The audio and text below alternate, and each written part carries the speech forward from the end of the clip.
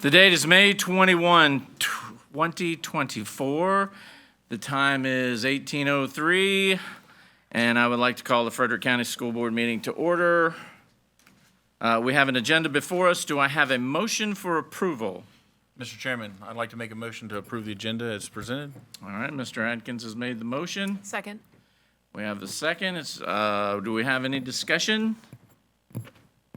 All those in favor of going into closed session signify by saying aye. Aye. Point of order, Yes. Mr. Chairman. We have to approve the. Right now, we just be approving the Oh, I agenda. am sorry. I got ahead of myself. All right, motion has been made, properly seconded. Any discussion? All right. Well, I'm going by the. Am I on the right track here? So now we have the Madam Vice Chair will now All right, read. Madam Vice Chair, I do Still apologize. gotta gavel We it. gotta go. Yeah. Yep. All right. Still gotta vote. All those in favor signify by saying aye. Aye. Any opposed? Motion has been carried. Madam Chair, Vice Chair, what is the pleasure of the board? Thank you, Mr. Chair. Mr. Chair, I move that the County School Board of Frederick County, Virginia, enter a closed session meeting for the following.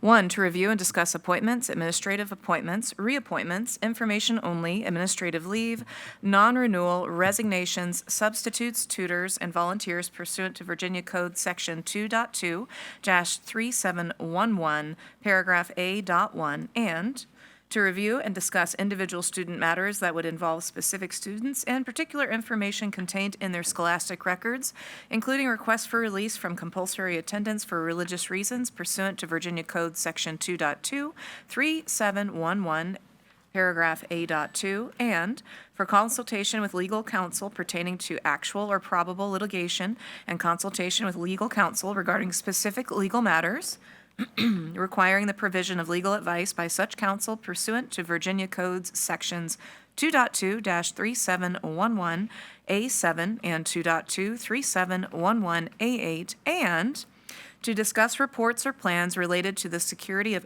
any governmental facility, building, or structure, or the safety of persons using such facility, building, or structure pursuant to Virginia Code Section 2.2-3711A.19. Okay, now we have a motion to go into closed session. Do we have a second? Second. It's been properly seconded. Any discussion? All in favor signify by saying aye. Aye. Any opposed? Motion carries. We are now in closed session and we will reconvene around 1900 hours.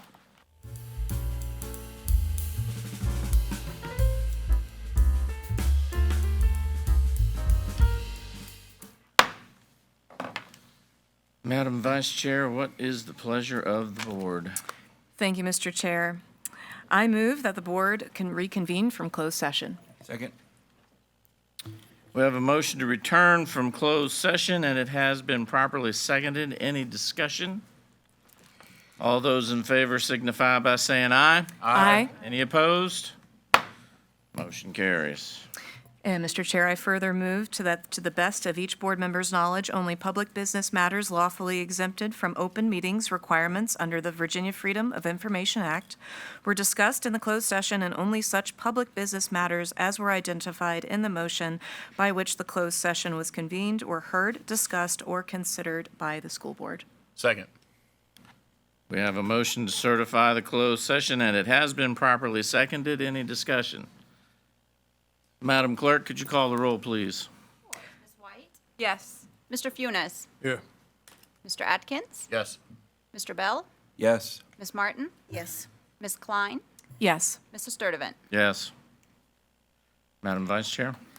And Mr. Chair, I have two motions out of closed session. I move to approve the personal actions as recommended by the superintendent. Second. We have a motion to list the items being proposed from closed session that has been properly seconded. Any discussion?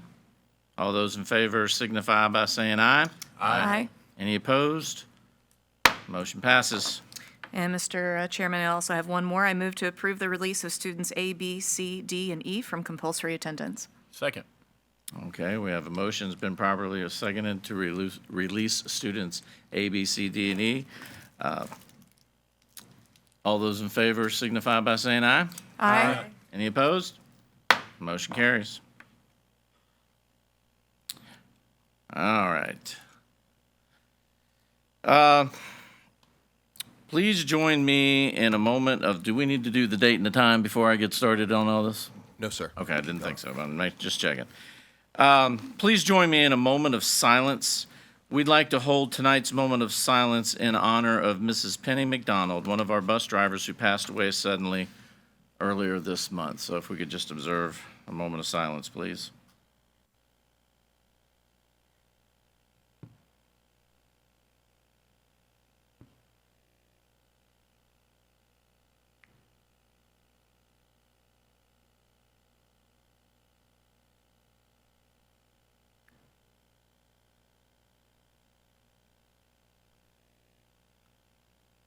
Thank you for that.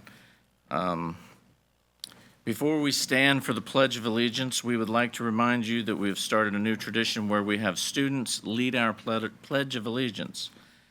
For our students here, please come forward and lead us in the Pledge of Allegiance.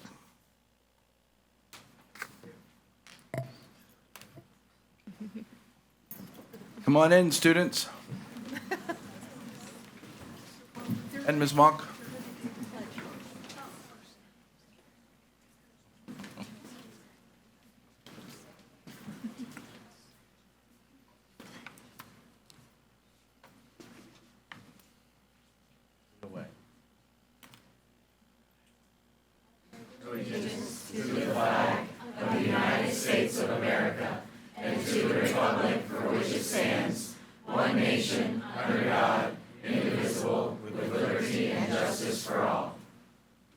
Thank you so much for doing that. Now, get it. Great job, guys. Great job, you guys. Thank you. Nothing like being thrown into the limelight right off the bat, huh? You guys did great. Thank you so much. All right, next is the consent agenda. Do I have a motion to approve the consent agenda as presented? Mr. Chairman, I'd like to Mr. make a Atkins. motion to approve the consent agenda as presented. Okay, we have a motion to approve the consent agenda as presented. Do we have a second? Second. All right, motion has been made and properly seconded. Any discussion? All those in favor signify by saying aye. Aye. Any opposed? That motion passes. All right, where are we at here? So, Mr. Chair, we do have a proclamation and a resolution. If you all can, Madam Chair, if you don't mind reading, Vice Chair, excuse me, if you don't mind reading that, that'll be great.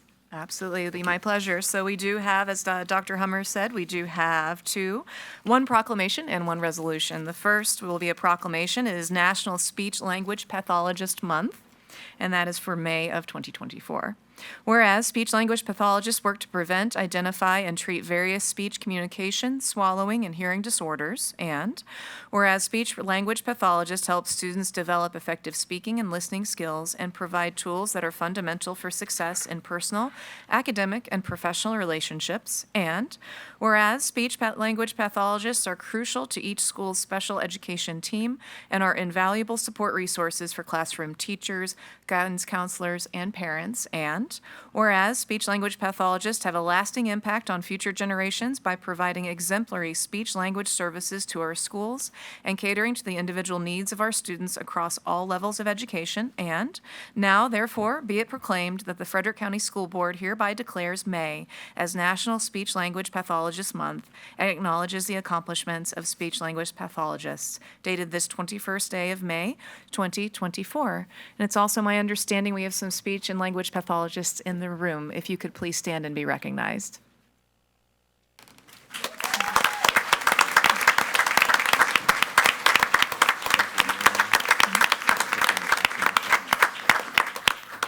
Outstanding. Thank you.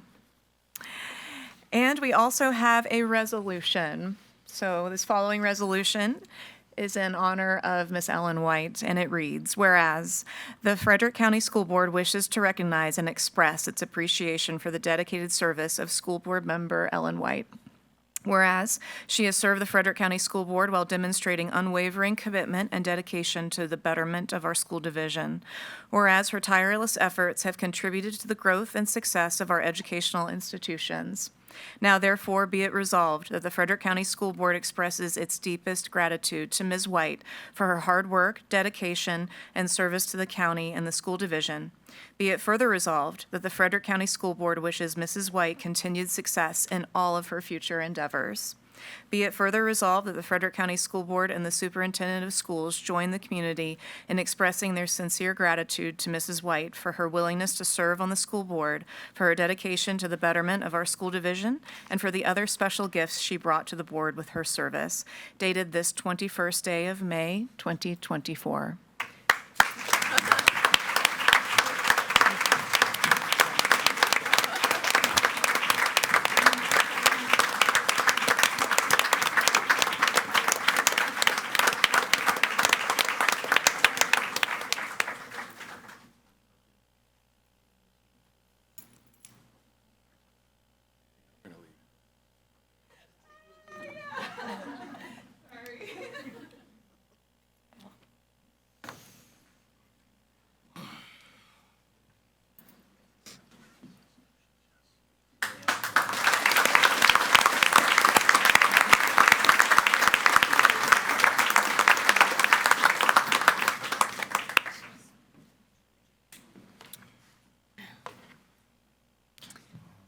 And Mr. Chair, that finishes us up for resolutions and proclamations. Outstanding. Tonight, we have the pleasure, and I've been looking forward to this for the last couple weeks. Tonight, we have the pleasure of having the Chamber Ensemble from Jameswood High School perform for us under the direction of Miss Melissa Legg. If you guys would please come up here, and I will ask all of us to take a reserved seat or in front of the row and enjoy the show.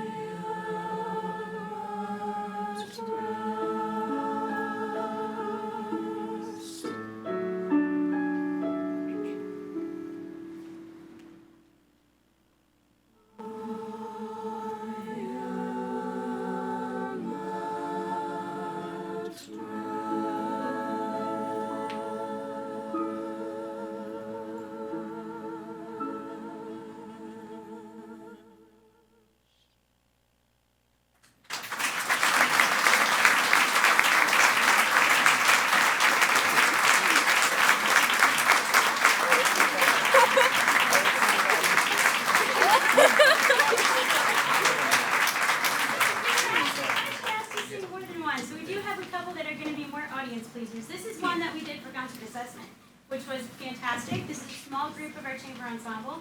But the next one is a different take on a song that probably most of you in this room know. If you know Smash Mouth, All Star, we're about to do All Star, but not probably the way that you know it.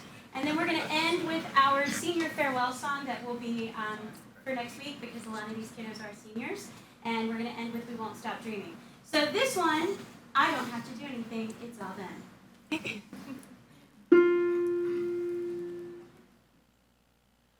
Somebody once told me the world is going to roll me. Ain't the sharpest tool in the shed. She was looking kind of dumb, with a finger and her thumb in the shape of an L on her forehead. Well, the years start coming and they don't start coming, and fast to the rules and I hit the ground running.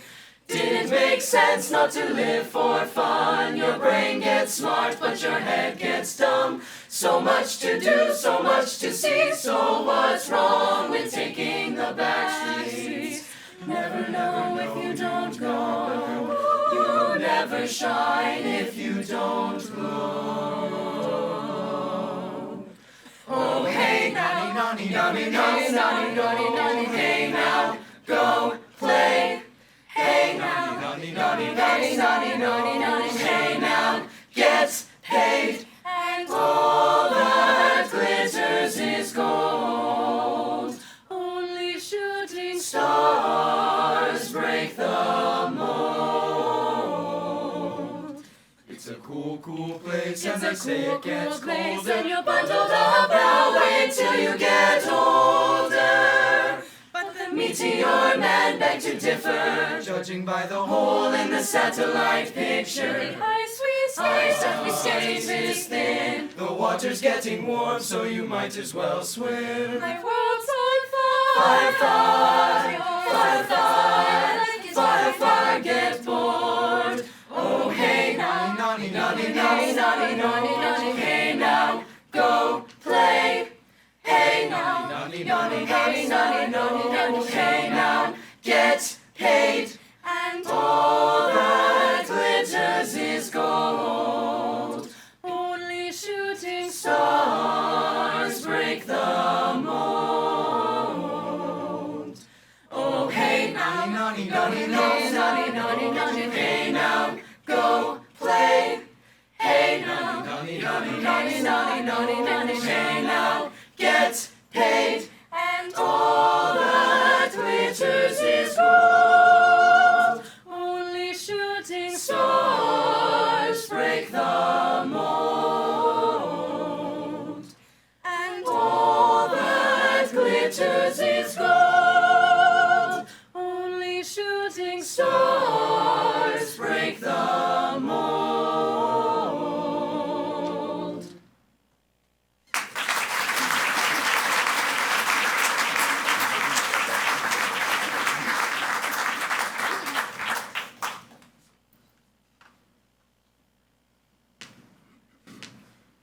And it's always nice when we have alumni come back. This is Kim Akins, a graduate of James Wood Choral Program, now at JMU, finishing her first year.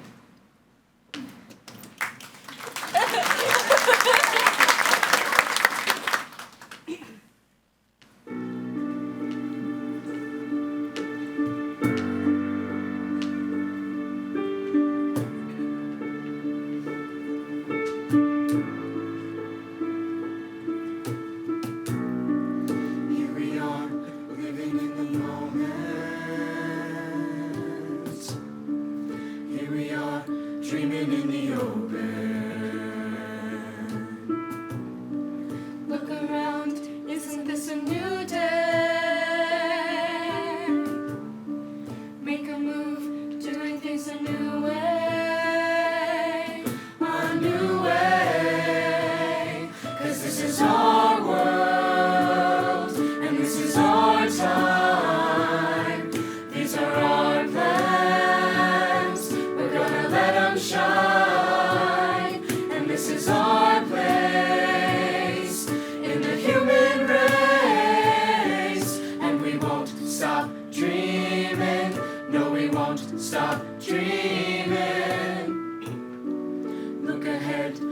can see forever. You and me doing it together. Together. Light it up, we can be a million stars. Look at us, don't you see we've come so far? Yeah, we've come so far. 'Cause this is our world, and this is our time. These are our plans, we're gonna let them shine. And this is our place in the human race. And we won't stop dreaming, no we won't stop dreaming.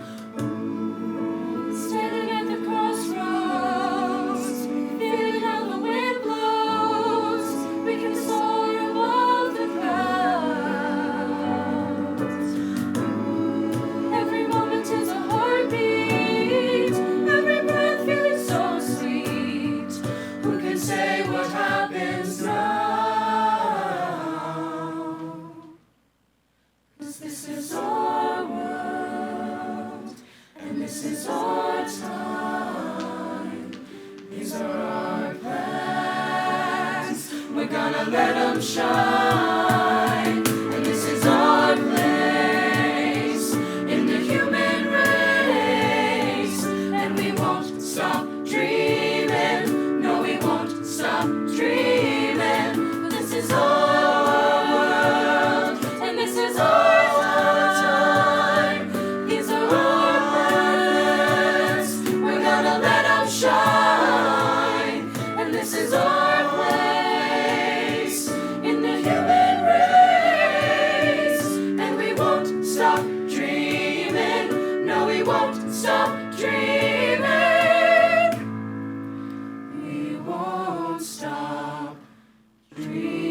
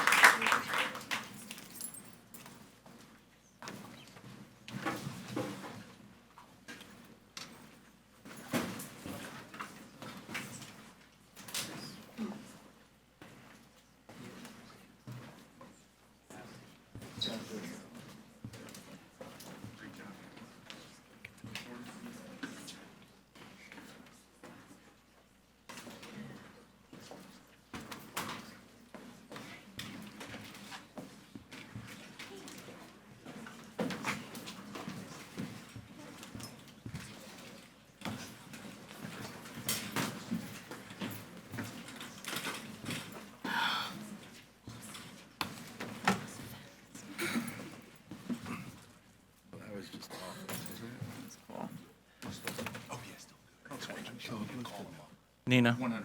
I appreciate it.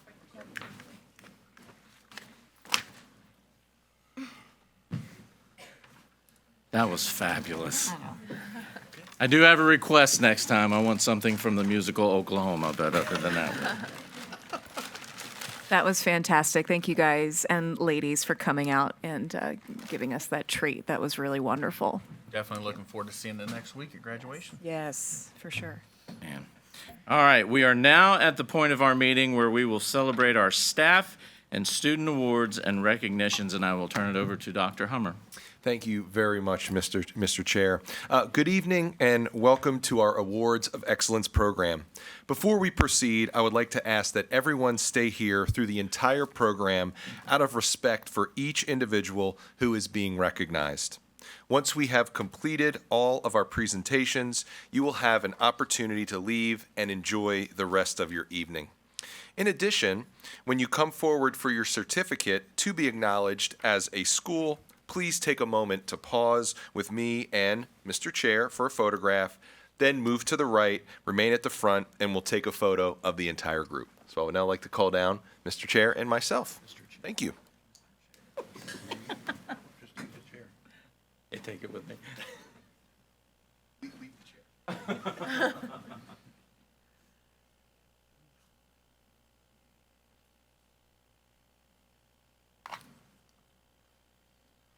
We have a whole host of wonderful awards to share tonight. We're going to start off with staff recognitions. Earlier this month, staff members from across the division were recognized for their achievements. Please join us in congratulating the following individuals. First up, the Gala Award winner, Mr. Ronnie Long.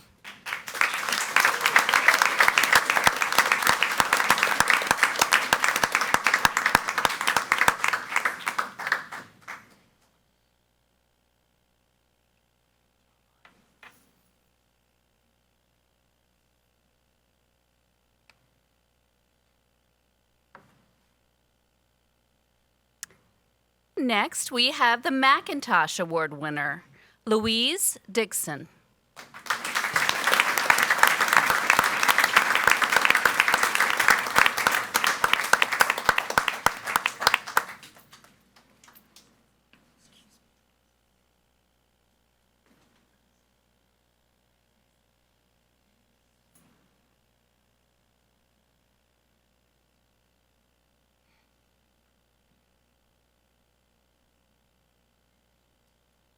And the York Award winner, Holly Thompson.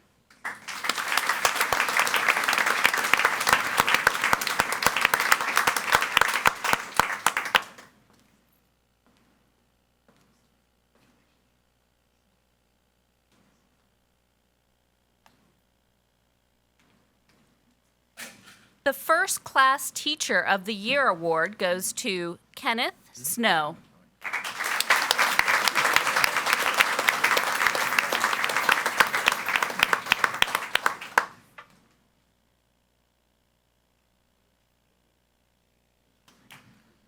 The Teacher of the Year award goes to Amy Klein Strasner.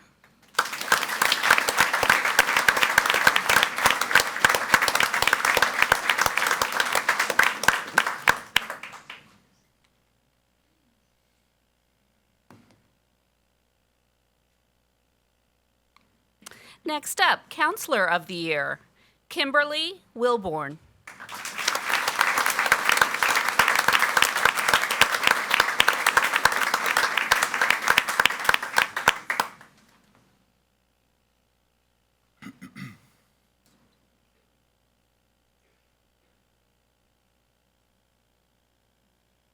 The Assistant Principal of the Year award goes to Heather Hess.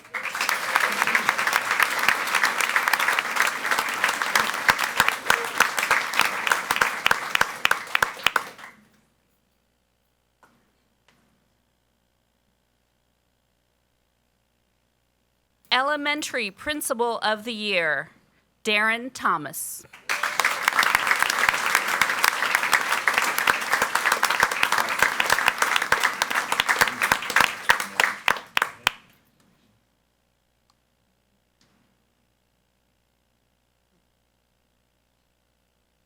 And Secondary Principal of the Year, Joanne Altendorf.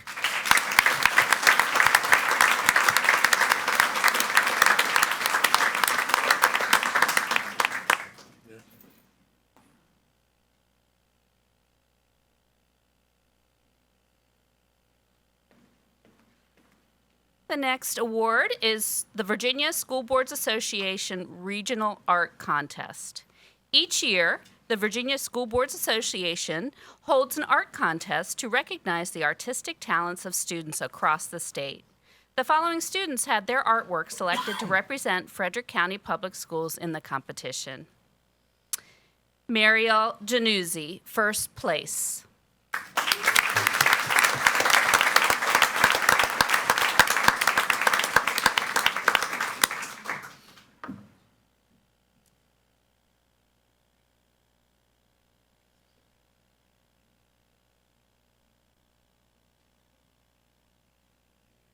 And Maddox Enox, third place.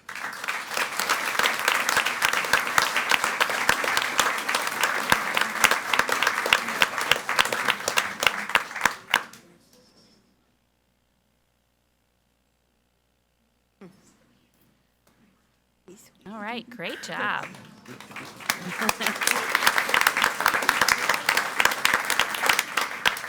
Next up, the VMI Math Modeling Day Award.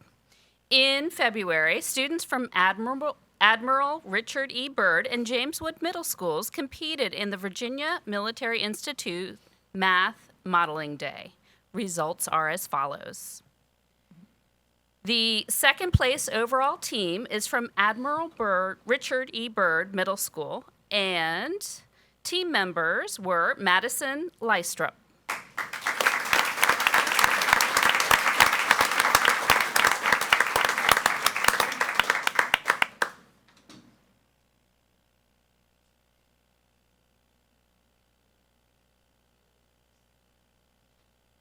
And along with Madison, we have Riley Woolley.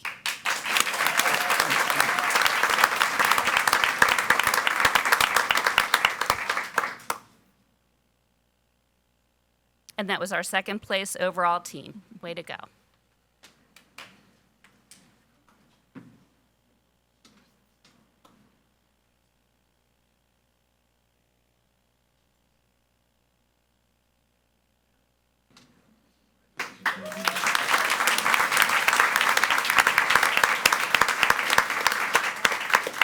And we have a first place overall team from James Wood Middle School.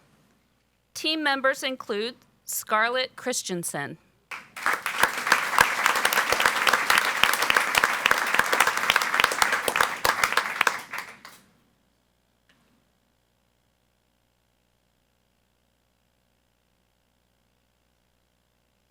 Kennedy McCullough.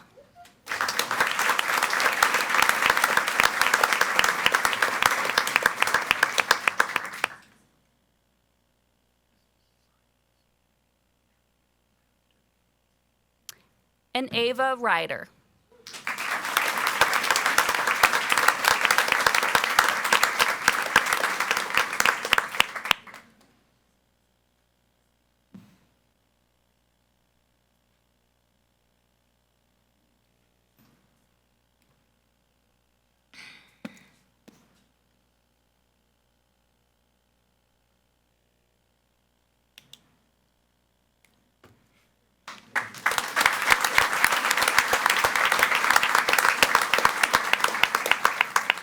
The next award is from the FBLA Regional Conference. James Wood Middle School student Alea Gibson participated in the FBLA Regional Conference and earned 4th place in the elevator speech category. Congratulations.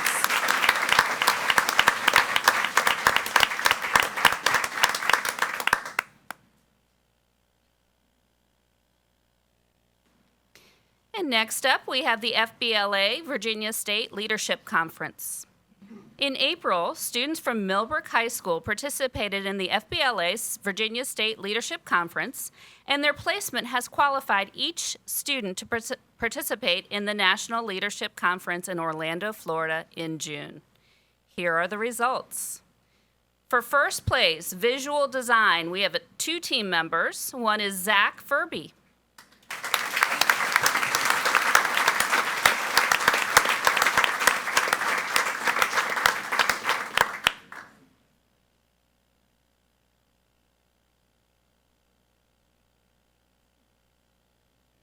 And Morgan Holben.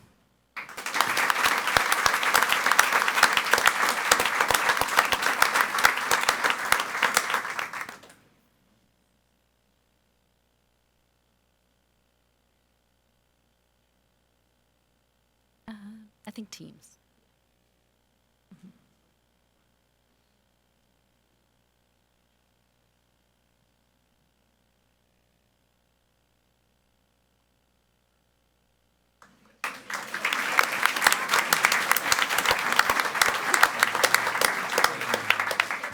Next up, we have a first place winner in broadcast journalism. We have Nigel Foster.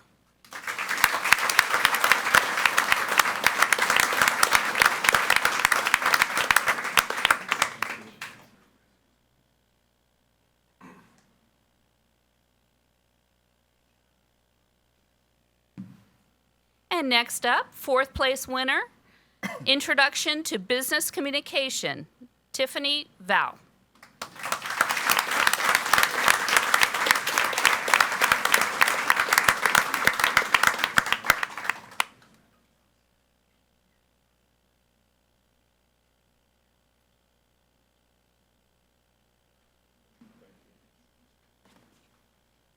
And the next set of awards is from Skills USA State Competition.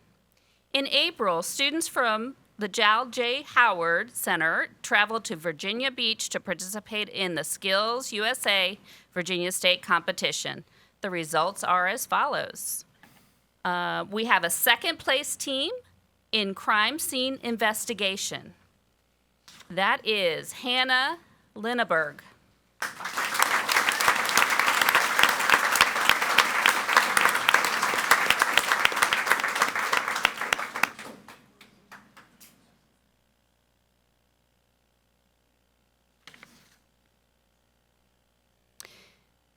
Joining Hannah is Mia Ponce Tapia.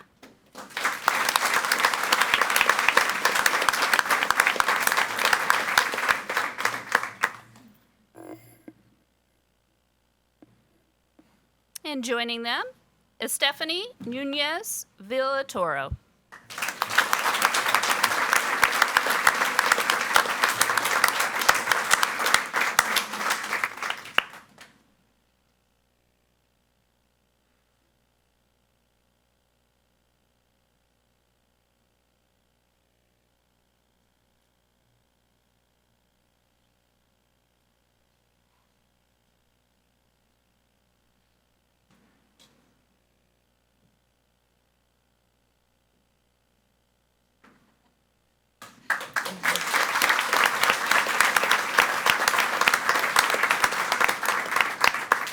Next up, we have a second place winner in automotive maintenance and light repair, Carson Southern.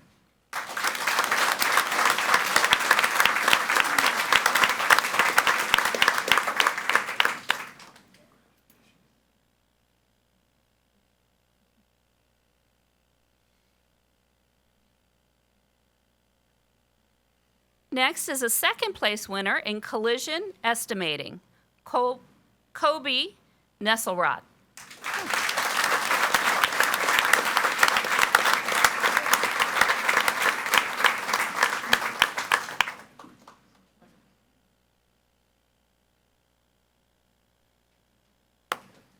And another second place winner in collision repair. That's Connor Jordan.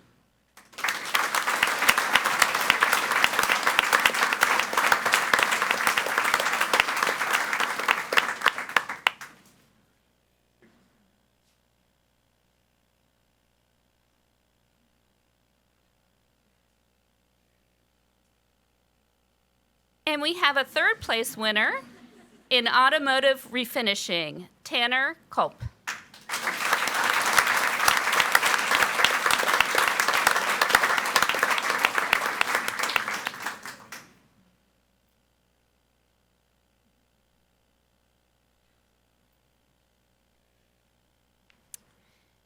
Next up, we have the 2024 U.S. Presidential Scholar Award. U.S. Secretary of Education Miguel Cardona announced the selection of James Wood High School student Olivia Judd as a 2024 U.S. Presidential Scholar. Judd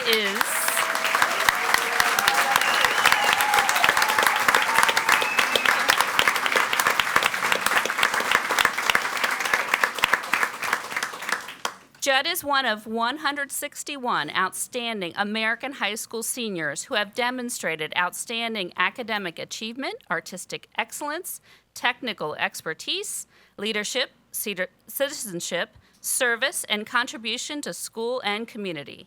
The White House Commission on Presidential Scholars selects scholars annually based on academic success, excellence in the arts, and in technical education through essays, school evaluations and transcripts, as well as demonstrated commitment to community service and leadership. As directed by Presidential Executive Order, the 2024 U.S. Presidential Scholars are comprised of 2 students from each state, the District of Columbia and Puerto Rico, and U.S. families living abroad, as well as 15 chosen at large, 20 scholars in the arts, and 20 scholars in career and technical education.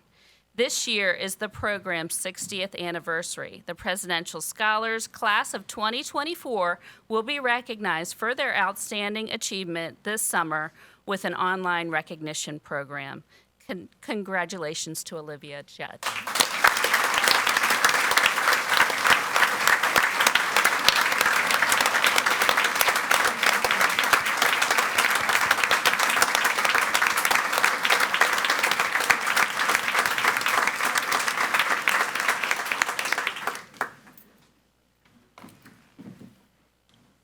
Next up, we have a very special award. We're going to award the FCPS Honorary Award.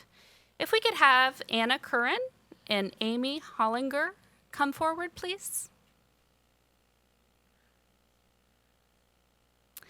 Earlier this year, Anna Curran and her mother, Amy Hollinger, exhibited extraordinary bravery and quick thinking in performing life-saving skills on their brother and son, Tyler Curran, in a critical emergency situation.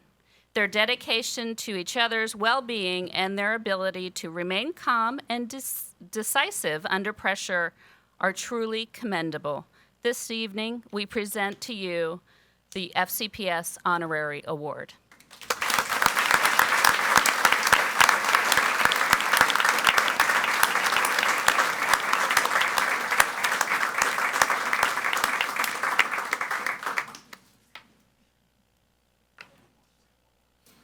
And last but not least, one more left. Last but not least, we have the Inspiration Award. The Inspiration Award is given to a staff member who did something inspirational for the students, staff, parents, or community as a whole. The recipient of the Inspiration Award tonight is Ms. Lisa McClung.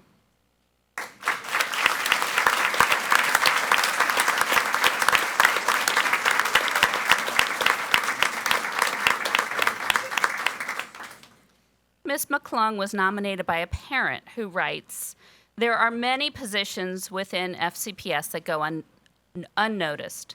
The celebrations are often on teachers, administrators, counselors, and those who have a daily touch point with students. Then there are those warriors who are constantly working behind the scenes, those who have such an impact on students that unless you have a personal connection with those individuals, you would never truly see the impact they have on students. As a parent, that hero and warrior is Lisa McClung. Ms. McClung is a speech therapist at Greenwood Mill Elementary School and has been working with my son for the past 2 years. Ms. McClung hit the ground running, finding opportunities to meet with my son, develop an appropriate IEP, and plan of attack. It has been almost 2 years, and the change in his speech is night and day. The entire staff at Greenwood Mill is beyond amazing, but the individualized work done by Ms. McClung with my son for him has been life-changing. Thank you.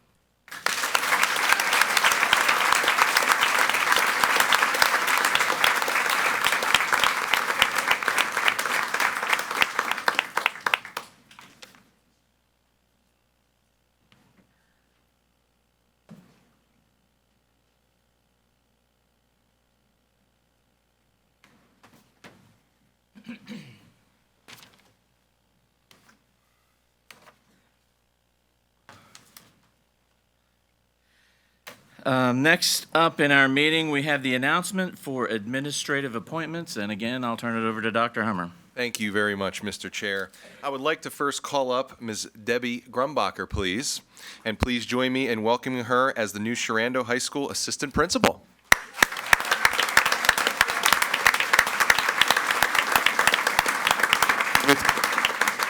With 26 years of teaching experience, Mrs. Grumbacher has been a social studies teacher at James Wood High School since 2002, having won Frederick County Public Schools Teacher of the Year in 2023.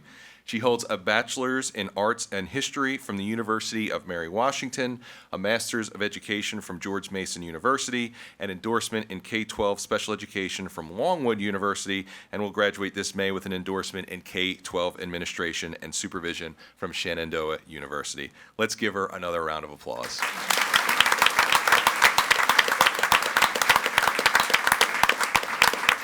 Thank you, Mr. Chairman, the board, and Dr. Hummer for this opportunity to continue to serve the students of Frederick County in a new capacity. I've been fortunate enough to work for Frederick County for the last 22 years, and not only am I a teacher, but I'm a parent of 2 graduates as well. I have had the privilege of seeing firsthand the hard work and dedication that goes into education on all levels, from the school to the administration to the board. I am humbled that you have selected me to move into this leadership position, where I'm excited to continue the many traditions of Shenandoah while striving for continued growth and excellence as a division. I'm grateful that my husband David and my daughter Michaela, who is also joining the division this fall as a special education teacher, can join me tonight while my son is still in college, hoping to graduate a little bit early. So thank you very much.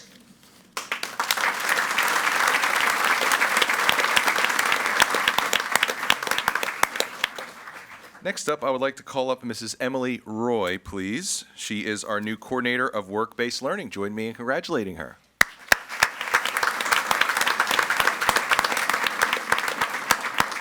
With 4 years of teaching experience, Ms. Roy has been a CTE agricultural teacher at James Wood High School since 2022.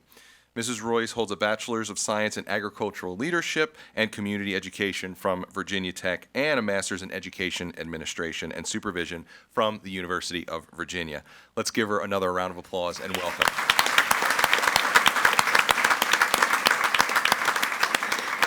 Good afternoon, board members and guests. My name is Emily Roy, and I'm very excited to serve next year as the new coordinator of work-based learning. As a product of Frederick County Public Schools, it is a really humbling honor to be able to come back and serve in this new capacity. Thank you.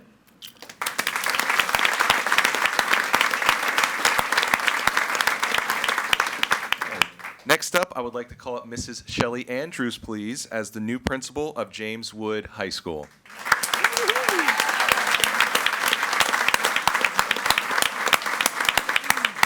After 6 years as an assistant principal at James Wood High School, Mrs. Shelley Andrews moves into the role of principal at James Wood High School.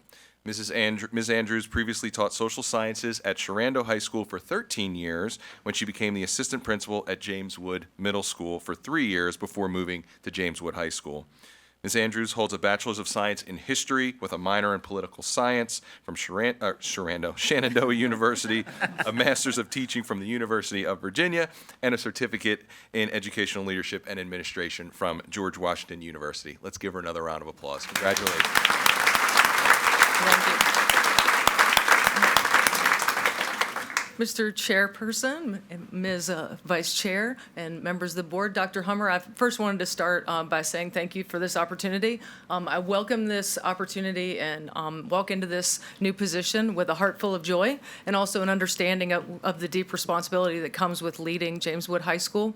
There are generations of tradition that this community is very proud of, as well as storied achievements at James Wood High School, and I look to build upon those. I would be remiss if I did not thank my 2 sons, William and Ivan, who would be here, but they're competing in the regional track meet today and doing very well, I might say.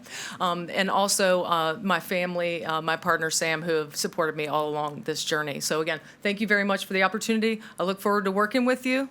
Grateful. Thank you.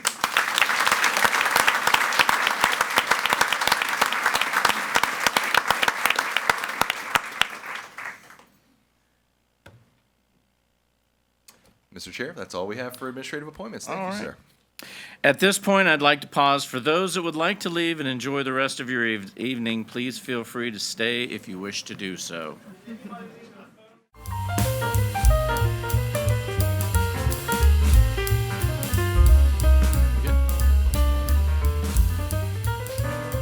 Okay.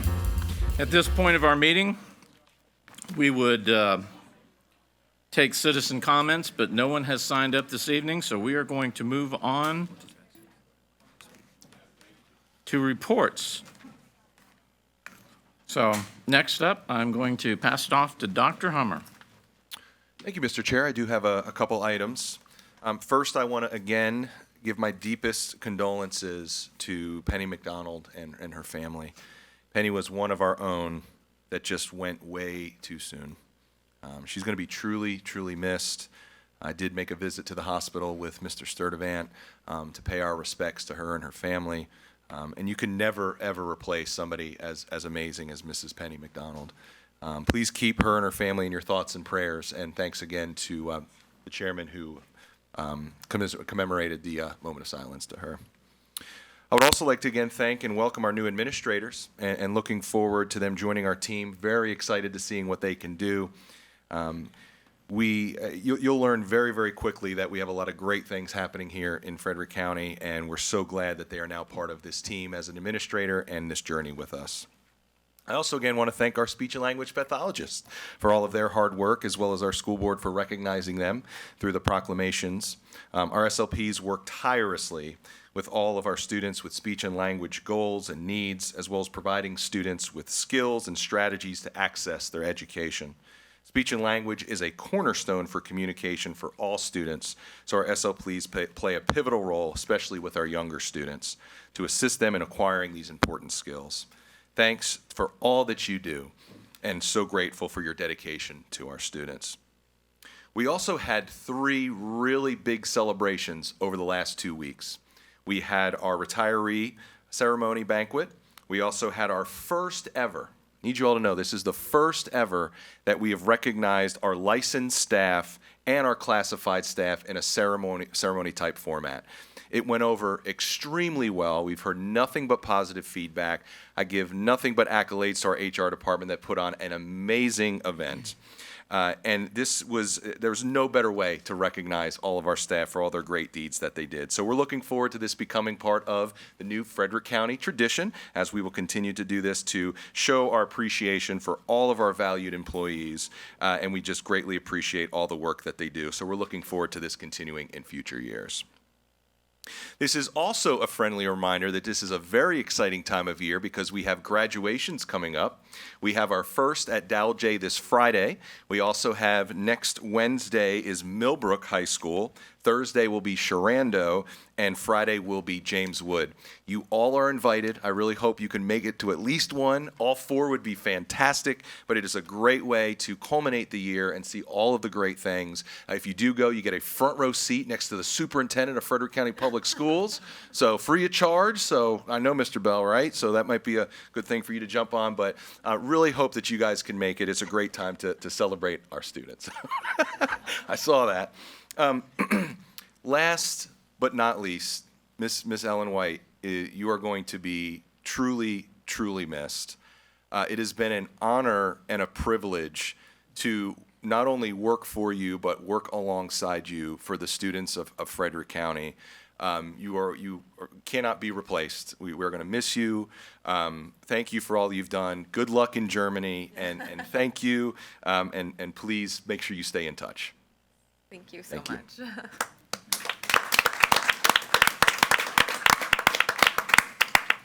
And with that, Mr. Chair, those are my superintendent reports.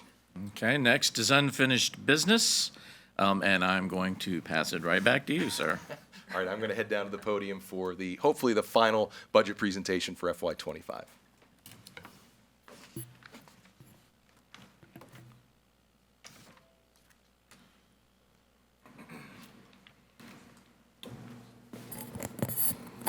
Just bear with me for a second.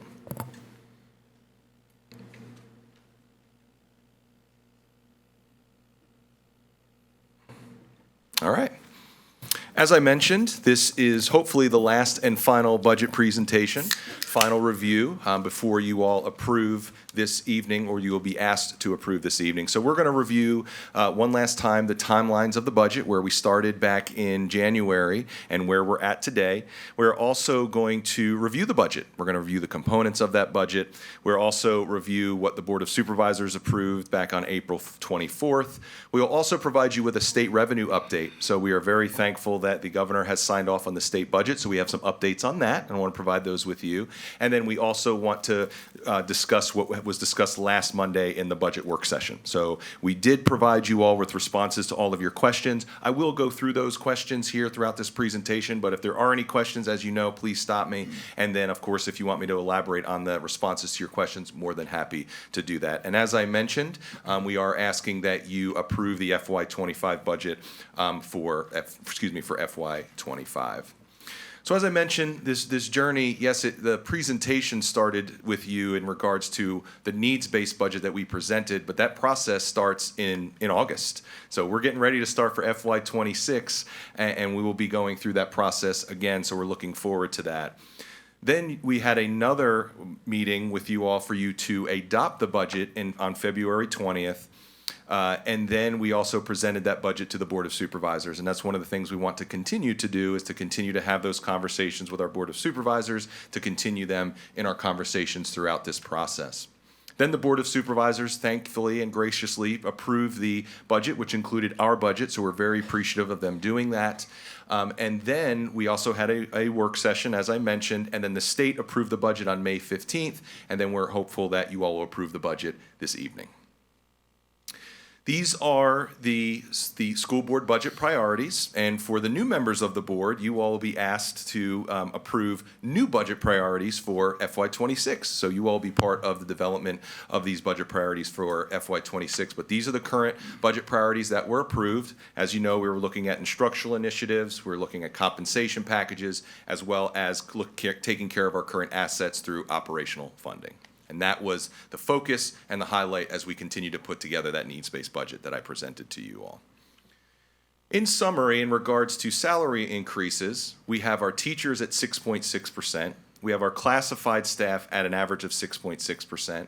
We have other professionals at 5%, and we have our administrators at 3.2%. And I'm going to break those down for you here in a second. And please, I want to remind you to stop me if you have any questions, please. So first up is teachers. And as we mentioned to you all, the starting point was taking a look at the COLA.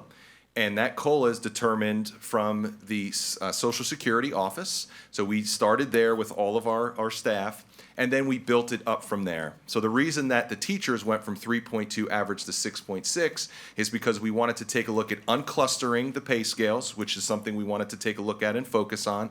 That is going to take about 3 to 5 years to completely uncluster, so we wanted to do this in phases, as well as starting our teachers at 52,000, again, to remain competitive with our school divisions within a 30-mile radius. So with that, there was a 6.6 average for all of our teachers. Next is our classified staff, and as a reminder, our classified staff is our bus drivers, our amazing bus drivers, amazing cafeteria workers, instructional aides, admin assistants. And again, we started at that 3.2, but again, to remain competitive, and to compensate them for what they deserve, we went to that average of 6.6% for our classified staff. So they also received that increase as well.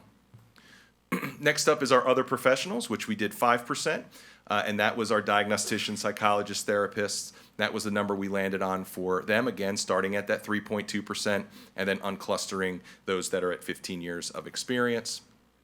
And then for our administrators was the 3.2%. Across the board for our administrators. We also wanted to focus on incentives. We wanted to get creative with how we were not only keeping our staff, but attracting staff. And one of those ways of getting creative is starting to honor years of experience. We definitely want to get down to probably closer to that 15 years of experience, but again, to get there, it's going to take some time, so it's going to be phased in. So we wanted to start with the 25 years of experience, and they will receive a $5,000 addition to their salary. This isn't a bonus or a stipend. This will be added to their salary, so that will apply towards their VRS. That was very intentional to do that. We also have hard-to-fill positions, and you all had some questions about this last time, and hopefully that answer sufficed. You had some questions about some specific positions. The staffing standards, of course, is going to take care of all those specific positions, so if we need to shift or move, which we'll talk about that here in a second, but for those hard-to-fill positions that we will be addressing and adjusting as the year goes on will be $2,000 each for those hard-to-fill positions, and that's going to be based on if they are hard to fill. Excuse me.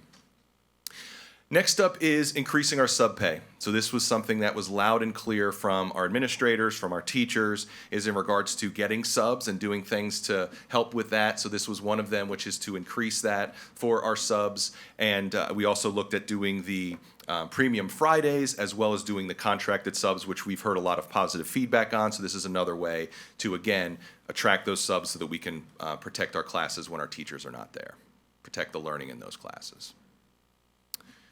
Next is the attendance bonus for our bus drivers. Keep in mind that our bus drivers are the only ones that receive that attendance bonus. We talked about this last time, and that right now is at $17,000. There was a question that if we increase this from the 120 to 150, what that cost would be, and that was $51,000. And I have a recommendation at the end of this presentation, but I wanted you all to know that number because that was a question that was asked. There was another question, look, I get this thought out real quick. There was another question in regards to the breakdown of the essentially the pay for a bus driver every month, and we broke that out for you from the pay to what the taxes are to if they received an attendance bonus to the health insurance, which came out to be about $80 a month for the health insurance, but of course that's contingent on the plan you're on. But on average, it was about $80 a month for that. And of course, your VRS also gets taken out as well. Mr. Bell. Mr. Chairman, if I may. Just want to point out, I don't know how it's viewed at home, but I believe there's a typo, isn't it? Shouldn't it be 150 per month? And it says 130. No, sir. So maybe I'm missing something. I yes, sir. apologize. So the original budget proposal is 130 a month. Right, okay, You so all had asked of still what the 150. cost would be for 150. Gotcha. So that's where at the end of this presentation, I will share with you my recommendation for that. My apologies. No worries. Okay. Any other questions? Okay. Next up, again, to be good stewards of our dollar, we have recognized that we are in need of positions across the division. And to be more uniform and strategic with this, we've created the staffing standards, which I've been discussing with you all since January with you all, but previously with the last school board since October of last year. So with the staffing standards, we are going to be addressing the needs of our buildings in regards to the staff they need to meet the needs of their students, but it also is going to address the needs of the building. So from custodians to cafeteria workers to administrators, we are going to be basing all of our needs based on that staffing standard so that we have a structure to what that looks like. As you can see, if you add up all the FTE requests, that goes above 25. So what we did is we took a look at all of our positions and we took a look at could we move those positions around so that we could be good stewards of our dollar and good stewards of our positions. So we did find positions that could be shifted and moved around, and that we came up with the 25 additional positions in this budget. Again, please stop me if you have any questions. Something else we're very excited about is to continue to expand Dowell J. And as we mentioned, there is a lot going on at Dowell J, thanks to Mr. Thompson and his leadership. Not only is there CTE programs, but there's programs to help students graduate. And one of the things we've recognized that some students have a difficulty coming to school during the day, be it they have a job or be it they have a family engagement or what have you. So we want to go back to this night school, which will help students with that opportunity to graduate and get those credits they need. So this was something we're going to add on. And again, this is the tip of the iceberg of additional things we would like to add on for Dowell J to provide opportunities for all students. Next up is the CEP. This is to continue with the 9 schools as well as to add funds to that nutritional fund. There was a question that had come up about if we were to add on one additional school, I think that was Bass Hoover, and that would be $60,000 additional if that were to be added on. So this again is just to add on those 9 schools that we currently have. To be clear, all 21 schools meet that percentage, but we are only moving forward with the 9 per the will of the board. Next up is safety and security, and thank you all so graciously for our initial proposal was $100,000, and we added on an additional $100,000, and that will go towards intruder locks as well as fixing some exterior cameras. There are going to be some other things that we are going to be continuously improving on and working on. Of course, our emergencies we will be taking care of, and we will continue to build up this fund because it is important because safety is number one for all of our students, our staff, and our community. Next up is our buses. We have determined that if we can get to 13 replacement buses every year, that will be a very healthy cycle of buses because of the 2 million miles that they travel every year. So right now we're at 6. With the addition of 3, we'll get to that 9, and thank you again for adding that additional bus because we initially had 2, and thank you so much for adding on to get to 3. So we will be moving forward with 9 buses with the approval of the budget this evening, closer to that 13 as we discussed. Next up is our debt service. So as you can see, going from FY24 to 25, there's going to be an additional cost that we have to take care of that debt. So that is an additional $2.35 million that the Board of Supervisors thankfully had approved. So that's additional money that we will have to get ahead of with that debt service. And Madam Vice Chair, you had a question about the payoff of those bonds. We did include that in that communication. So please let us know if you have any other questions. Thank you. Will do. Absolutely, absolutely. I do want to elaborate more on this slide, and again, thank you all so much for all of your questions last time. There was questions about the chiller and the boiler, and is that the right number? Is it too much? Is it too like? So the couple things I want to discuss with this. We have determined that there is about $19 million worth of CEP repairs that we have to get ahead of. Thankfully, again, our Board of Supervisors approved $3 million, so now we need to determine where those dollars go. This right here, this chart, is a proposal of how we would like to spend those $3 million. So that's the first one there. You all are going to have to approve anything that's over $200,000, so you are going to be a part of that process. And if you also recall, we had put that list together, and then we prioritized that list. So the priorities might change, they might shift. Some of these projects might come in over, so there might be money that we can use for other projects. And that is very standard and typical when you're looking at our capital projects.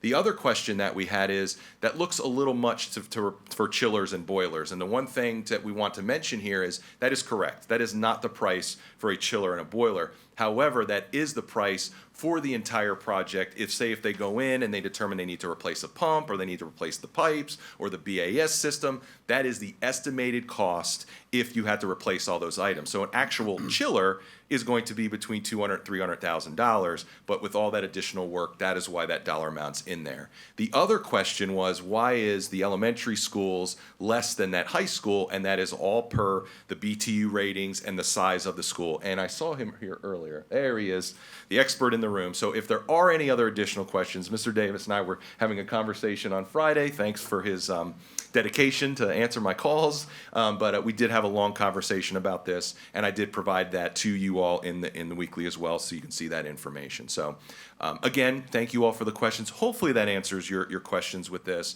and we just want to make sure that we are being fully transparent with how we're taking care of these projects. Mrs. Martin, yes. It says not all projects will be funded. Are we talking about these 6 or others? Others, yes. Okay. Questions? Thank you. Thank you, Mrs. Mark, for that question. So with that being said, as I mentioned, the Board of Supervisors did approve the county budget with our initial proposal. And for the operating fund, we did receive the $5.7 million. We did get the debt service for $2.3, and then we also received the $3 million for the capital project. So we're, again, very thankful for them being so gracious with providing those local dollars to us. Here is a breakdown from state, federal to fees, as well as a county capital transfer, which I'll get to in a second, as well as the county operating transfer, which is that $5.7 million. So we do receive dollars from the state, which again, we are very thankful. How that initially started was there was going to be a shortfall in regards to how much money we were going to receive from the initial proposal in December, but as that went back to the General Assembly and there were more conversations, we did receive more dollars, which again, we're very, very thankful for, and I'm going to get into that here in a second. Don't get alarmed by the less federal dollars. We receive very few dollars from the federal government, as we mentioned to you. That less dollars there is because of the COVID dollars that are going away, and that's where we would see additional grants and such if those dollars ever did increase. Fees and other charges, again, those are just additional fees, such as if somebody's renting our building or if there's insurance claims, what have you, that's where that is. And again, that's not a high dollar amount. The county capital transfer is for buses. So last year, there was a shift of buses over to capital, and now that's transferred back over to operating, and that is directly from the county. We would like for our buses to stay in our operating because, again, that's something that we need, and as we've seen historically, we don't always get what we requested in the capital dollars, but as you know, we need buses to get kids to school. So we would like for that to stay in the operating, so that's why that transfer is there, and as I mentioned, that's the 5.7 for the operating dollars that we received. Here's a further breakdown of all the other funds. This has not changed when we shared this to you last Monday. Again, this is just a breakdown of our operating and all the other funds that we oversee. We provided you with what the FY24 looked like, as well as any increases from FY25, and of course, any additional positions that we added on. So as I mentioned, we do have an update in regards to the state and what we received from them. Now, there is something called a calc tool that we received from the state. And as I've mentioned to you all, that's a lot of fun going through that, because we receive about 4 to 5 different renditions of a calc tool in regards to what we think we're going to receive from the state. So we base that on what we think we're going to get, and that's how we have to build out our budget. Because could you imagine building out the budget after the state approved it just a couple days ago? There would be no way. We can't do that. So we have to go off of what we think we're going to get from the state, and then we go from there. And that's how the county operates as well. So after all is said and done, we determined that we are estimating there will be an additional $2.1 million. Now, there was a great question last at the budget work session about, do we have to wait for this calc tool to determine those dollars before we approve the budget this evening? And the answer is no, because we are receiving everything that we need with what the state's giving us and the locality, because the locality already approved the budget. This is additional dollars that once we determine what those additional dollars will be through the calc tool, we are going to set up another meeting, more than likely a budget work session or whatever the will of the board would like to do, and we will talk through how we would like to spend that money, if at all. I know there was a conversation that happened last time at the budget work session about potentially just giving those dollars back, which is the will of the board. You all can do that. But we can also ask to use those dollars, which right now we are still recommending that we use that towards our capital dollars. As we mentioned to you all, we're at 19 million minus the 3, and then hopefully these 2 can help get some of those other projects done on that list. So again, nothing is going to be done with that now. So if you all approve the budget tonight, that 2.1 will it's not going to be spent or put in a secret vault. There will be a further conversation that we will decide if we are going to request to spend those dollars from downtown. Any questions about that? Because that's a new piece of information. Yes, sir. So when you say give it back, it's not giving it back to the state, it's giving it to the county, correct? Thank you. Yes, we should. Yeah, we should not give money back to the state. It would be to the locality. Yes. And why? So good question. And Mrs. Camry, please chime in if I get this wrong. So as I mentioned to you, we receive money through 2 major streams. We get them through others, as I mentioned. We get it from the state and the locality. Because of the timing of everything that I mentioned, we have to estimate how much money we think we're going to get from the state. So if we estimate how much we're going to get from the state, and then the state winds up giving us more, the county already determined how much money they will give us based on how much the state will give us. So in technicality, that $2 million is essentially owed back to the county because they gave us additional dollars to overcompensate for that, if that makes sense. So we could ask them for those dollars to be used towards capital projects, but we already went through and appropriated what we thought we were going to receive. And the locality has to make up those additional dollars. So do we have to ask the county if we can keep it, or we can just keep it? So since it went over that appropriation, we have to ask the county to utilize these dollars. Okay. And if I may, it's also good when we're looking at these dollars and spending of local taxpayer dollars and state dollars, it's always good to be fully transparent when there is any sort of overage of dollars. Oh, absolutely. I agree with that 100%. Thank you, Mr. Bell, for that No, question. thank Any you. other questions? Okay. So as I mentioned, this is the last slide here, is there were a couple questions and recommendations that came up at the budget work session. We appreciated that time. A lot of great questions came about. I did respond to all those questions throughout this presentation. If you need me to elaborate more, I'm more than happy to do that. There was a question about bus driver benefits. We were able to break that down. And then there was a request to add on the additional $150, make it to $150 for bus drivers, which is $51,000, as well as adding on the additional school, which would be $60,000. My recommendation to you is that we approve the budget where it stands, and that once we determine how much additional dollars we get from the state, we can determine to add on additional items such as looking at capital projects, adding and going to 150 for the bus driver attendance, and adding on the additional CEP school if that's what the school board would like to do. The budget was approved a little late this year, so we have a lot of work to do with getting contracts out and finalizing all those items. So we just want to get through with this budget And then, once we get those additional dollars, we can have a conversation of spending those additional monies. So that would be my recommendation, is to approve the budget as presented, and then having further conversations in the future. So with that, I want to open up to any other questions. Mr. Chair. Mr. Atkins. Dr. Hummer, so with those additional dollars, if we approve the budget tonight, how quickly could we get back to discussing the bus drivers moving from 130 to 150? When do the calc tool, maybe a couple weeks, maybe? Yeah, we'll probably get that in a couple. As soon as we get that calc tool, we'll let you know, and then we can get another budget work session on the books, and we can have that conversation.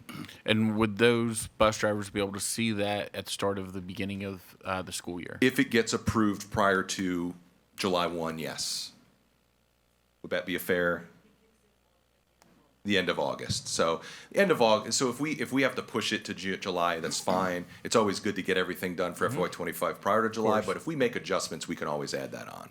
Okay, Yes, sir. sounds good. Yep. Mr. Chair, if I may? Yes, sir. First and foremost, thank you again for presenting this in such a clear and concise manner. I imagine that you're probably dreaming about it by this time. Thank you. Talk about it with my eyes closed. Yes, Yeah. sir.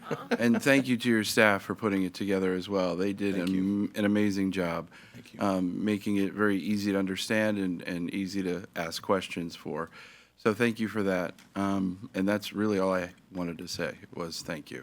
Thank you, Mr. Bell. Okay. And with that, as I mentioned, we are recommending that you approve the FY25 budget. Thank you. Thank you, Dr. Hummer. Madam Vice Chair, do we have a motion to approve the budget? And, sir, I would like to make a motion to approve the fiscal year 2024-2025 budget totaling $293,957,293. The budget includes school operating fund, $238,323,836. Debt service fund, $20,992,393. Capital projects fund, $4 million. School nutrition fund, $11,321,757. School textbook fund, $5,110,074. INREP operating fund, $7,689,233. INREP textbook fund, $20,000. Consolidated services fund, $5,500,000. Private purpose fund, $1 million. The school construction fund is approved as a carry forward in the amount that equals the approved original project costs, less expenditures and encumbrances through June 30th, 2024.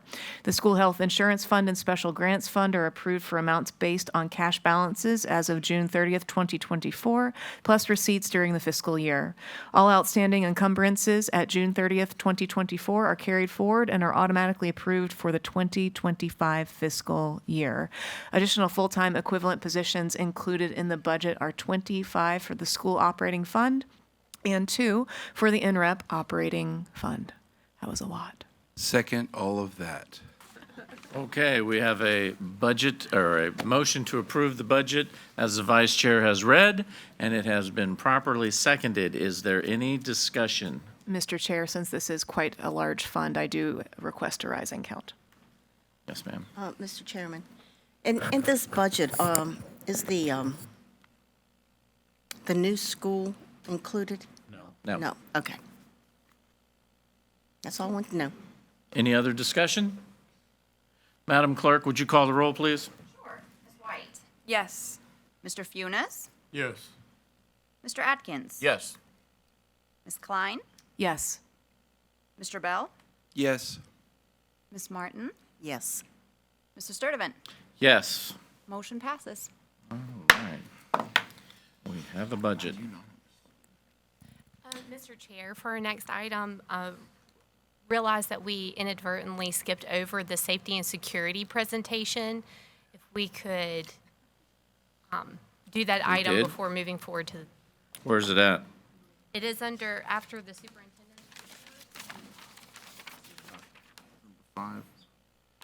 It was after my superintendent report. Apologize. So if we can go back to that. I didn't see Number it. 2 under J. Okay. Do we have to motion to go back to that? No, sir. Okay. Okay, so the safety and security report. Sorry. It's okay. Thank you.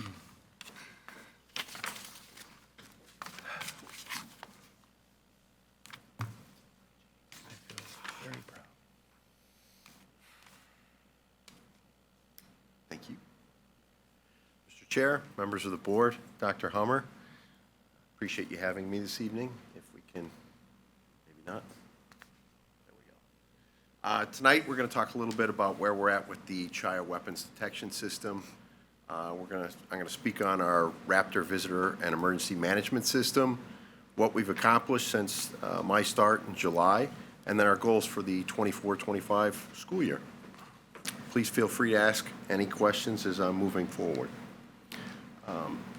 As you all know, we approved the pilot program for the child weapons detection system.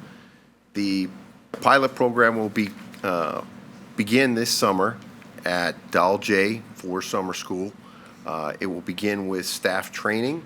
CHIA will come out with instructors to train all our staff in how the system works, and then it will roll out with summer school. And based on that rollout, we'll decide, and the board will decide, on how we move forward with the rest of the rollout of the program. Our Raptor system will continue this school year to work with training on new staff. We've noticed that while all of our older staff has embraced this, with the hiring of new staff, we actually have to go out to the schools and speak and work with them so that we can get everybody on board to make sure our students and staff are safe. As part of that, we'll be conducting one drill at every school. There's drills, all the schools perform a number of drills every year, but myself and my staff will be attending those drills to make sure that if there's any issues, that we work through those and get everybody on board. Above, you'll see a list of our accomplishments. I'm just going to cover a few of these because they are in front of you and you can review this at any time. Some of our purchases, as you know, were the child weapons detection system, but one of the ones you may not be aware of was our classroom intruder locks. Through both a grant and monies that we were able to procure through the school system, we were able to purchase 1,150 AB-style classroom door locks. Briefly, what that means is we can lock our classrooms from the inside by just pushing the button as opposed to having a teacher have to get a key out and lock that door. In the end, it makes our students and staff much safer in the emergency situations. One of our other big accomplishments this year, which was a purchase, was new radios and transmitters for all our schools. We now have, all our staff have new radios to communicate within the schools, but we also have purchased additional radios that allow administrative staff to talk to any school, as well as from the administration building. Some of the projects, as you can see, that we've done, we put together a transportation emergency response plan, special functions response plan.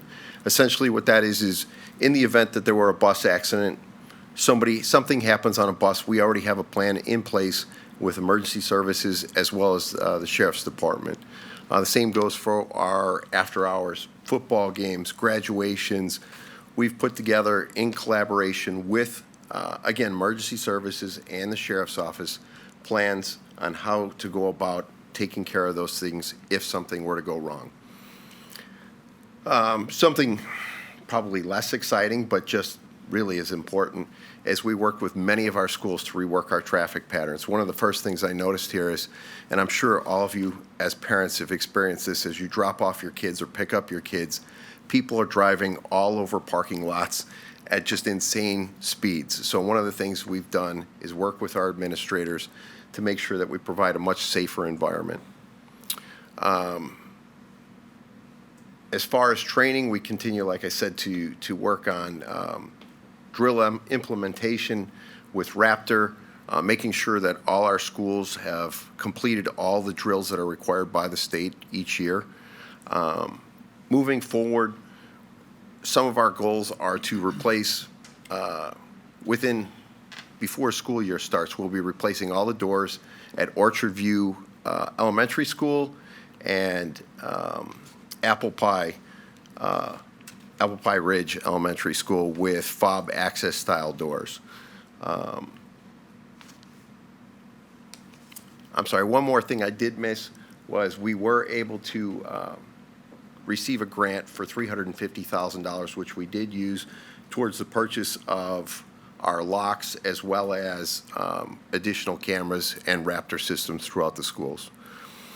Some of our goals moving forward for the 24-25 school year, some camera upgrades, additional parking lock cameras. One of the big things we're looking forward to is at some point being able to add cameras to our school parking lots to make sure that they're increasingly safer. Aside from that, I think that our next big goal, depending on how our pilot program turns out, we're being asked by our administrators to look at purchasing more weapons detection systems for the school. That's all I have for you. If anyone has any questions. Yes, I do. So far as the locks are concerned, Yes, sir. secondary doors, you're securing the doors from the inside, which is all well and good, but my question would be the primary access to the buildings. Those doors, I would think that you would need something a lot more secure to prevent initial entry into the school. Normally, the entry doors have glass, and so far as a secure method of keeping them closed, you didn't really bring that up. I apologize. So all our schools, our entrances to all our schools and all our buildings are fob access only, and all have safety measures in place to protect from intrusion. Well, if an individual has the means to offset whatever security you have on the door, it seems to me that there would be more emphasis on having the door not closed just by having a fob, but by a physical means, deadbolts or crossbars or something that would augment the security of the door itself. So the fob access is essentially a deadbolt. Beyond that, if you'd like, I can explain to you at a different time the safety measures we have in place for our doors. But trust me when I tell you that we have gone to every effort to ensure that the safety of our students for all our buildings at entrance and exits are of the top quality. Okay, because when someone wants to break in, they see the lock, and that's where they're going to go to destroy that to get access. It's an obvious thing that you have a door handle, and you're going to break that door handle to get in. But if you have something that's a little more concealed, that would be an added feature so far as security is concerned. Yes, sir. Mr. Chair, if I may. Mr. Funes, we really appreciate these questions, and we can definitely dive into this a little bit more. I think one of the things that we would be remiss from saying is that we work very closely with our sheriff's office. We are very lucky to have such a great relationship with them, and Mr. Conlon works with them on a regular basis to make sure they address the things that you're mentioning. If there is ever a situation, which there are, and we don't want to dive too much into those right now, of things that we need to improve, and we are working on those things to improve, we are more than happy to set up a one-on-one meeting with you, and if other board members are interested, we are more than happy to set that up. I don't want to dive too much into those specifics so that we give away those specifics of our safety measures, because we live in a different society now, and I think we all see that, and that is there's many things that keep me up at night, and that is the one thing that I hope we never have to experience. And in order to do that, we want to make sure that all of our things stay safe.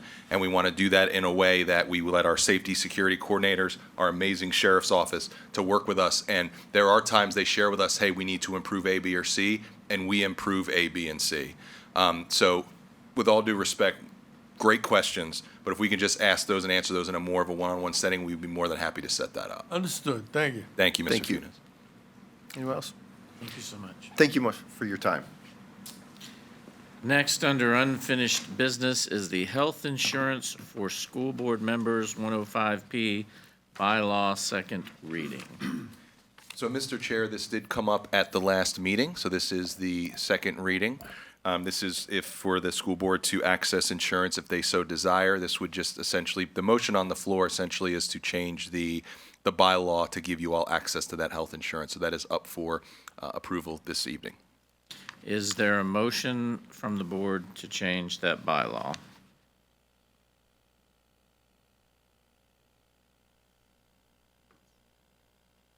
Okay. Hearing no motion? So then it dies. Correct, there's no additional action the school board Yep, to make. 105P will remain the same. correct. Thank you. Next is new business. We have committee reports. First up is the Personnel Committee meeting report.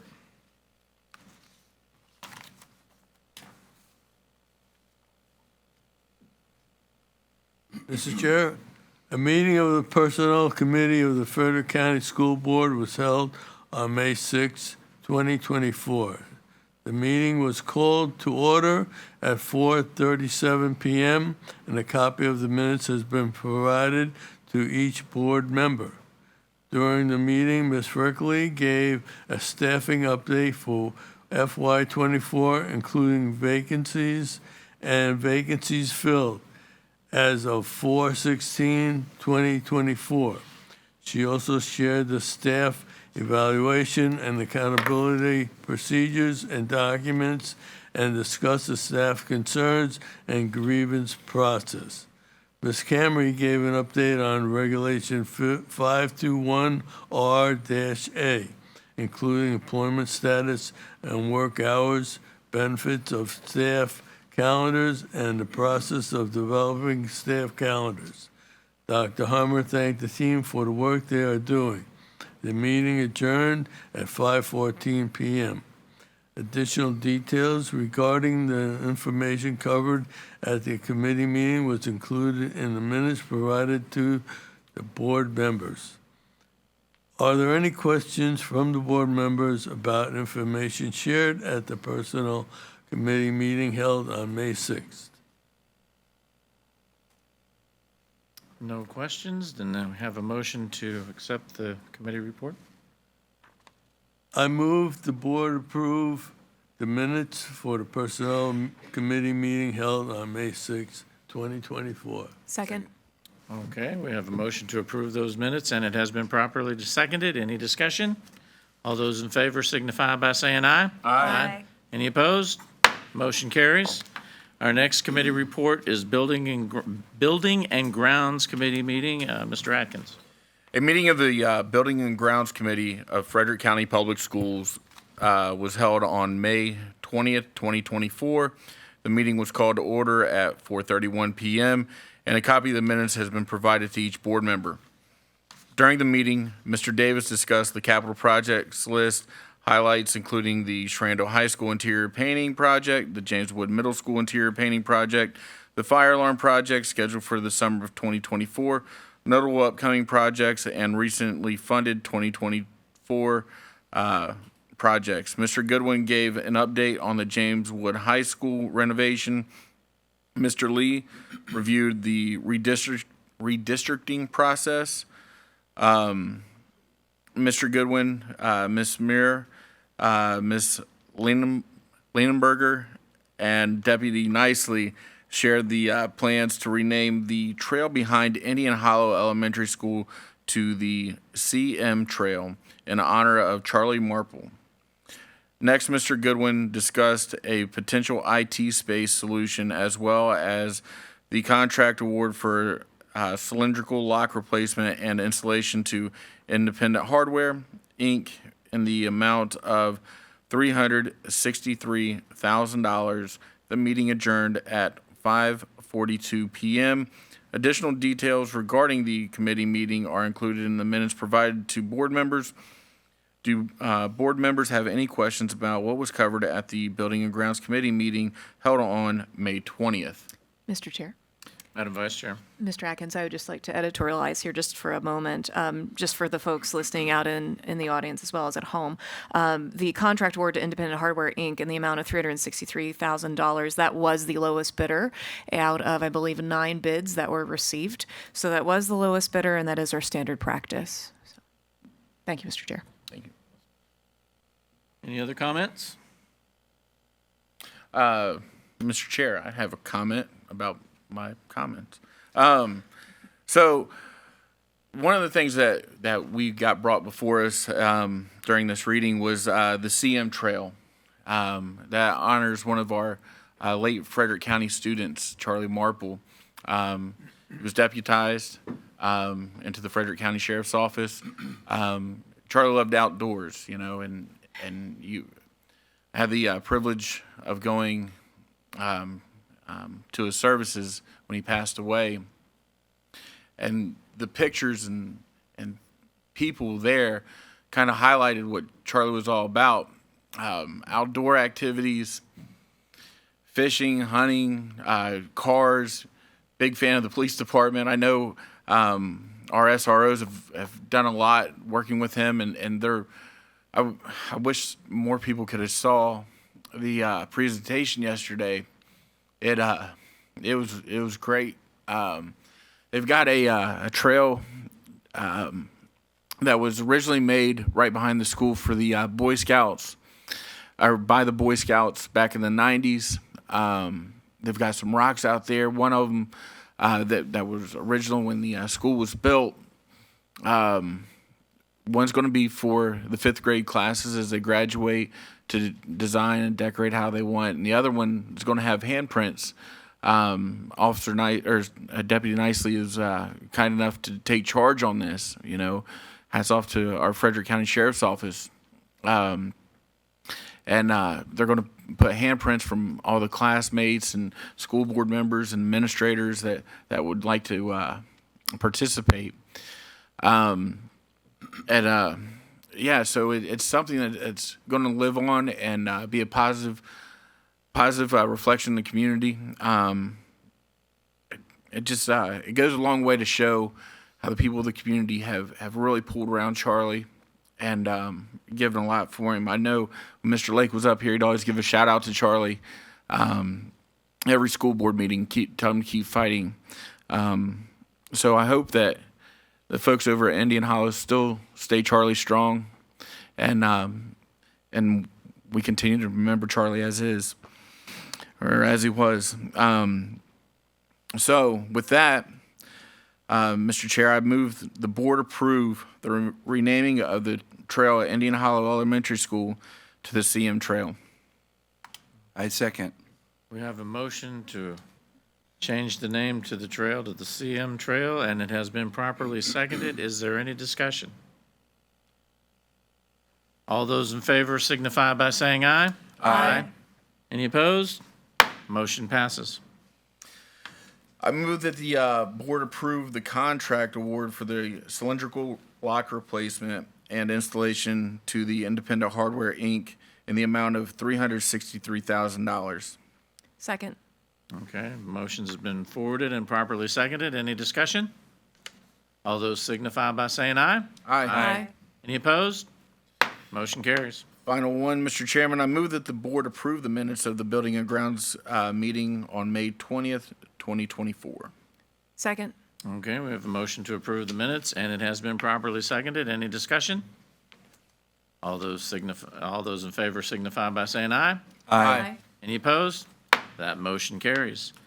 Next is the committee report from the Instruction Committee meeting. Ms. White. A meeting of the Instruction Committee of the Frederick County School Board was held on May 20th, 2024.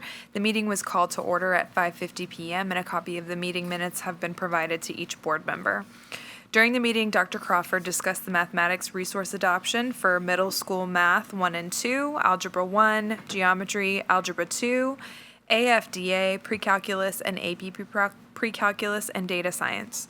She shared that the budget for this adoption was $916,035, but the total projected cost is only $500,920.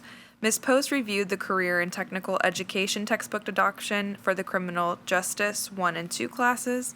She also reviewed the CTE textbook adoption for pharmacy 1 and pharmacy 2 classes. Ms. Levine discussed the science textbook adoption for the 11th and 12th grade students enrolled in the AP Environmental Science classes. She shared that the budget for this textbook adoption was $45,675, but the total projected cost is $44,578.38. Ms. Heingardner shared the information about Title I grant, which provides financial assistance to the local school districts for children from low-income families. The Title II grant, which provides the local school districts for I got lost here, which provides financial assistance to local school districts to support student achievement, and the Title IV transferability grant. Ms. Headley discussed the Title III grant, which supports English language learners, ELs, achievement under the Virginia's Accountability Plan and provisions. Dr. Angelo reviewed student fees for the 2024-2025 school year. The meeting adjourned at 7:16 p.m. Additional details regarding the information covered at the committee meeting are included in the meeting minutes provided to board members. Are there any questions from the board members about information shared at the instruction committee meeting held on May 20th? No question. We have quite a few action items coming out of this meeting. First, I would move that the board approve the mathematics resource adoption as presented. Second. Okay, I have a motion to approve, and it has been properly seconded. Any discussion? All those in favor signify by saying aye. Aye. Any opposed? That motion carries. I would move that the board approve the CTE criminal justice textbook adoption for criminal justice 1 and 2 classes. Second. Okay, motion to approve the CTE textbook and has been properly seconded. Any discussion? All those in favor signify by saying aye. Aye. Any opposed? Motion carries. I move the board approve the CTE pharmacy technician textbook adoption for pharmacy 1 and 2 classes. Second. Okay, motion for the CTE pharmacy textbook has been motioned and properly seconded. Any discussion? All those in favor signify by saying aye. Aye. Any opposed? That motion carries. I move that the board approve the Title I grant. Second. Okay, motion to approve the Title I grant has been motioned and properly seconded. Any discussion? All those in favor signify by saying aye. Aye. Any opposed? Motion carries. I move that the board approve the Title II grant. Second. Got me. Motion to approve Title II grant has been made and properly seconded. Any discussion? All those in favor signify by saying aye. Aye. Any opposed? Motion carries. I move that the board, we're on Title III or Title IV? Kayla, are you keeping us in line? I think we're. Title III. Okay. Yeah, it was quite a lot. I move the board approve the Title III grant. Second. Motion to approve the Title III grant has been made and properly seconded. Any discussion? All those in favor signify by saying aye. Aye. Any opposed? That motion carries. I move the board approve the Title IV grant. Second. Motion to approve Title IV grant has been made and properly seconded. Any discussion? All those in favor signify by saying aye. Aye. Any opposed? That motion carries. I move the board approve the student fees as presented. Second. With the red line items that were included and adjusted. Okay. Mr. Chair, I was going to address that. So we did add the red line items to the agenda so you can see those, so you know, as we discussed yesterday, so you are fully informed of what you are approving. Okay, so repeat the motion again for me, please. I move the board approve the student fees as presented with the red line items added and adjusted. Second. Okay, so that motion has been made and properly seconded. Is there any discussion? Yes, Mr. Chair. Mr. Atkins. Yesterday, during the instruction committee meeting, we just had the wrong slide up, and so we went and had the administration go ahead and present and to us as the board those redlined items. So those are in everybody's packet, so everybody can see that, so everybody knows what they're voting on. That's it. Any further discussion? All those in favor signify by saying aye. Aye. Any opposed? That motion carries. Finally, I move the board approve the meeting minutes from the instruction committee meeting held on May 20th, 2024. Second. Okay, motion to approve the minutes and, say again, I was just waiting on Daryl. has been properly seconded. Is there any discussion?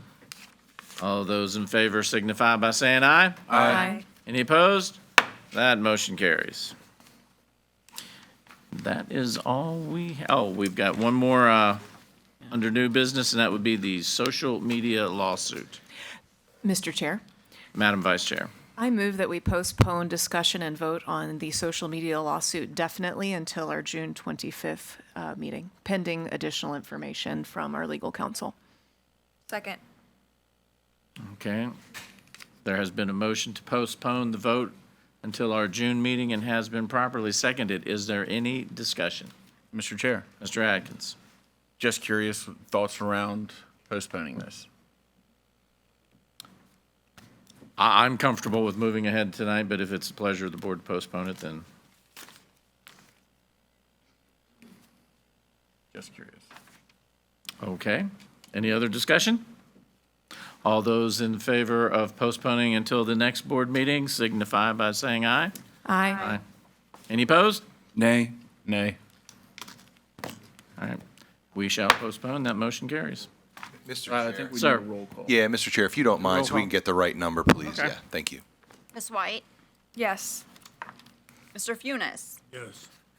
Mr. Atkins. No. Ms. Klein, Yes. Mr. Bell, No.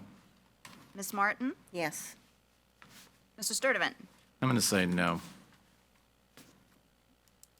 Motion passes 4-3. Okay. That is the end. So next up is board member comments. Do we have any comments from board members this evening? Mr. Chairman, Ms. Martin, please. okay. There seems to be a lot of conversation in our community about the Fourth High School. And I believe that there's also some confusion as to how our school board stands on this issue. Are we in favor or not of a fourth high school that would burden our county by at least $155 million? I believe it would be to this board's advantage tonight to make it clear how each of us feel about this. And I make a motion to remove the fourth high school from our agenda until we have done more research on less expensive alternatives. Point of order. Mr. Atkins? Ms. Morton, that is not on our agenda as of now, and it wouldn't be something we could put on the agenda right now because it hasn't been made to the public in a public setting where we post our public agenda before the meeting. Mr. Chair, I'll let Mrs. Jordan, I think we're going to say the same thing, but Ms. Jordan, go ahead. Yes, that item is actually not on our agenda. However, a motion has been made, so a motion, well, if there is no second, then it would die on the floor. I second it. Okay, So now what happens? there's a second on the motion. The problem is the item is not on the agenda. So the motion to amend, or the motion to remove from the agenda essentially is moot because it is not on the agenda.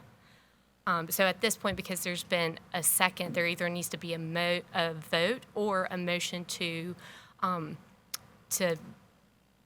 dismiss the motion. Motion to withdraw, a motion to withdraw the motion. I make a motion to withdraw that motion. Does it have to come from the person that That would made need the to be motion, from, correct? that would need to be from the person who made the motion. Or the person who would second it, right? Correct. Well, how can I word it so that I can, So, Mr. Chair, if I may, if I can help with this situation. Feel free, sir. So currently, let me back up. For the capital improvement plan process, it is a 5-year process, but it is very unique that it gets reviewed every year. And when this was presented to the school board back in November and then was presented to vote in December, the projects that were moved forward for this year was the expansion of Jordan Springs, Middletown, and the Fourth High School, which we went through specific details in regards to cheaper options, in regards to other options, in regards to our current status, in regards to the size of our division. We went through all of those items. So then those items go down to the county, and the county then factors those into all of the other CIP projects because they have a CIP for the entire county, from roads to the sheriff's office to EMT to us. And they voted to include those 3 items that we had proposed at that time onto that CIP. So they approved that. But that's all that has been approved up until this point, because the next step would be for those entities, including us, to now ask for an appropriation of those dollars, which we have not done yet. So as I've been informing you all throughout this process, the next steps are we are putting together preliminary plans of that Fourth High School. So we are putting those plans together. Those should be done in the next week or so, which those will be shared with you. They will then be shared with downtown because they have requested for someone else to look at those plans as well. And then we are going to be setting up a work session. We're going to be setting up a work session in June where we will have a conversation about exactly, Mrs. Martin, with what you just mentioned in regards to the growth of the school division, the initial proposal of the Fourth High School, are there other options? And then at that time, I'm going to be making a recommendation that you all, school board, then decide about making that appropriation for those dollars. So if I can make a recommendation, and keep in mind this is a recommendation, I would say that it would probably be in your all's best interest to wait until that meeting, and then naturally, you all will vote to ask for the appropriation of those dollars. So right now, there is no appropriation of those dollars happening until you all vote to send that downtown, so that will happen naturally. And again, every board member, I want to be very clear, you have the right to make a motion at any time, so I want to be very careful with this, what I'm about to say, but I would say that it would be too soon to ask for that motion because we're still working through the process. It is going to happen naturally to request those dollars. And if I Hopefully may- that makes sense. If I may, Dr. Hummer as well, Mr. Chair. I'm sorry, go ahead. Sorry. To kind of go into a little more detail as to what you're saying, that proposal of the $153.2 million is being scrutinized and looked at for a lot of different reasons. So that may not be the actual dollar amount that we asked to be appropriated. That's being peeled apart right now by Dr. Hummer and his staff. Yes. And if I may, this was voted on December. I was sitting right over there where Ms. Williams is sitting. It was voted on to December, and it was forwarded to the Board of Supervisors. So for us to vote on it at this time, to make any motions on it, is pointless, because it is in the hands of the Board of Supervisors. So therefore, that's where it lies right at the moment. Whatever we decide up here is not going to change that fact one bit. So I think this is a waste of time personally. So where do we go? We've had the motion and it's been seconded. What are we to do with this?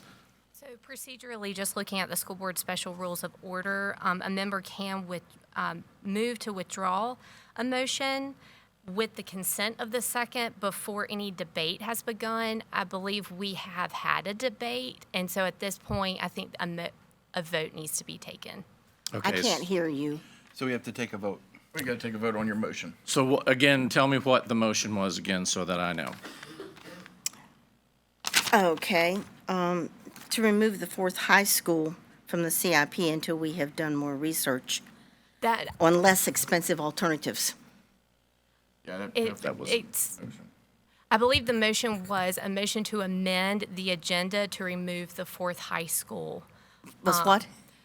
A motion to amend the agenda to remove the Fourth High School to explore cheaper alternatives. Believe never that is said the motion agenda. before the board, Yes, is to you did. amend the agenda. I said Okay, so the agenda. motion was made to remove the Fourth High School from the agenda and it was properly seconded. Okay, maybe I did. Any further discussion on that? All those in favor of removing it from the agenda signify by saying aye. Aye. Those opposed? Nay. No. That motion does not pass. Are there any other board member comments? Yes, Mr. Chair. Ms. White, please. Thank you so much to the community for trusting me to step into this position and giving me the honor of serving my community. It has been one of the greatest learning experiences that I've ever had in my lifetime, and I think that I might ever will.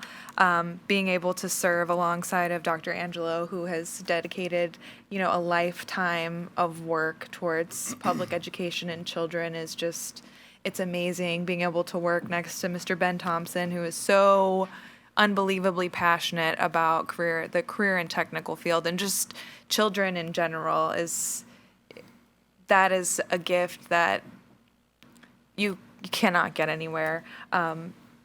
The biggest job that I think that I ever had to do was select Dr. Hummer for this role, and that will be something that I never regret. I think that you have gone above and beyond what we have expected for you. I think that you're doing great things for this division, and I will continue to watch as you improve, and it's just really been a pleasure. And everything that you said about yourself and your intentions and everything that anybody had ever said about you in the interview process has all been true.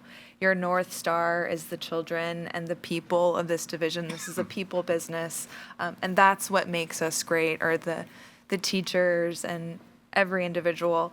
And then the gift that Greenwood Mill gave to me and my daughter, she can read now, and she reads really well, and that's because of Miss Yost and Miss Montgomery. And she talks so much about her art teacher, Miss Gramo, and her music teacher, I believe it's Miss H. She introduced her to Taylor Swift, among other things, which is kind of hilarious, but I really love that. And Mr. Ruffy, I don't know if anybody knows about Mr. Ruffy. He wears a turkey hat during Thanksgiving, and he's always there. And I think he does janitorial work, but he just chips in anytime. He's at the little basketball games that they have. So she talks about him, and I just cannot say enough about this division, the people and the families, and the gifts and the opportunities that I've had, as well as working alongside you and the work of Dr. Hummer. You took a divided board and, pretty much united us, and that's a massive accomplishment. And there's so many others that, I can't think off of the top of my head to thank, but I think we still have a lot of work to do, but it wouldn't be a challenge, and it wouldn't be worth it if we didn't. And I want to challenge the community to step up and use your voice and advocate for the schools, because there are certain people that are very much against this division and very much against public education. And the truth will prevail, and I think there's quite a few individuals speaking untruths and half-truths about budgets and stuff like that, and that's, we brought Dr. Hummer on. We have essentially a new cabinet almost, and it has been the most informative that I've ever seen, in the last 2.5 years, and really I think ever. So I just want to challenge our community to stand together, and what we saw in this room this evening with Mrs. Judd to the choir, our future was in this room. From musicians to automotives to scholars, lawyers, journalists, and we will never go wrong when we invest in these beautiful people and these beautiful children. And thank you again for investing and trusting in me. I would just like to say that I really feel we need to delve into the Ford High School more. I don't feel that we've really approved it, as is. There are aspects that we need to cover. Mr. Chair, if I may. Mr. Bell. First, I'd like to congratulate all of the students that were here to this evening to receive their awards, the teachers, that received their awards, the staff that received their awards, the new appointments, and just an overwhelming, wonderful evening it's been with the music that we've had. Also, I'd like to say thank you to Ms. White for serving her community and serving the county as well as she has. We're going to miss her, and I wish her all the luck in Germany and hope that she returns to us soon and maybe runs again for the school board. Maybe the funding body next time. I'd also like to thank all of the board members here. This is a brand new experience for me, and I've learned so much from every single one of you, some more from some than others, but nevertheless, it's been a very positive experience for me. With that being said, I'd also like to talk a little bit about the Fourth High School. And it's no secret that I'm for it, and I support it. It's one of the things that I campaigned on. As a matter of fact, this coming Thursday at 6 p.m., I'm going to be holding a schoolhouse chat at Sharando High School in one of the trailers so that folks who haven't had a chance for that opportunity and pleasure of being in one of the trailers gets that pleasure. And I'll answer any questions that you have about just about anything. But I want you to see what the trailers are like.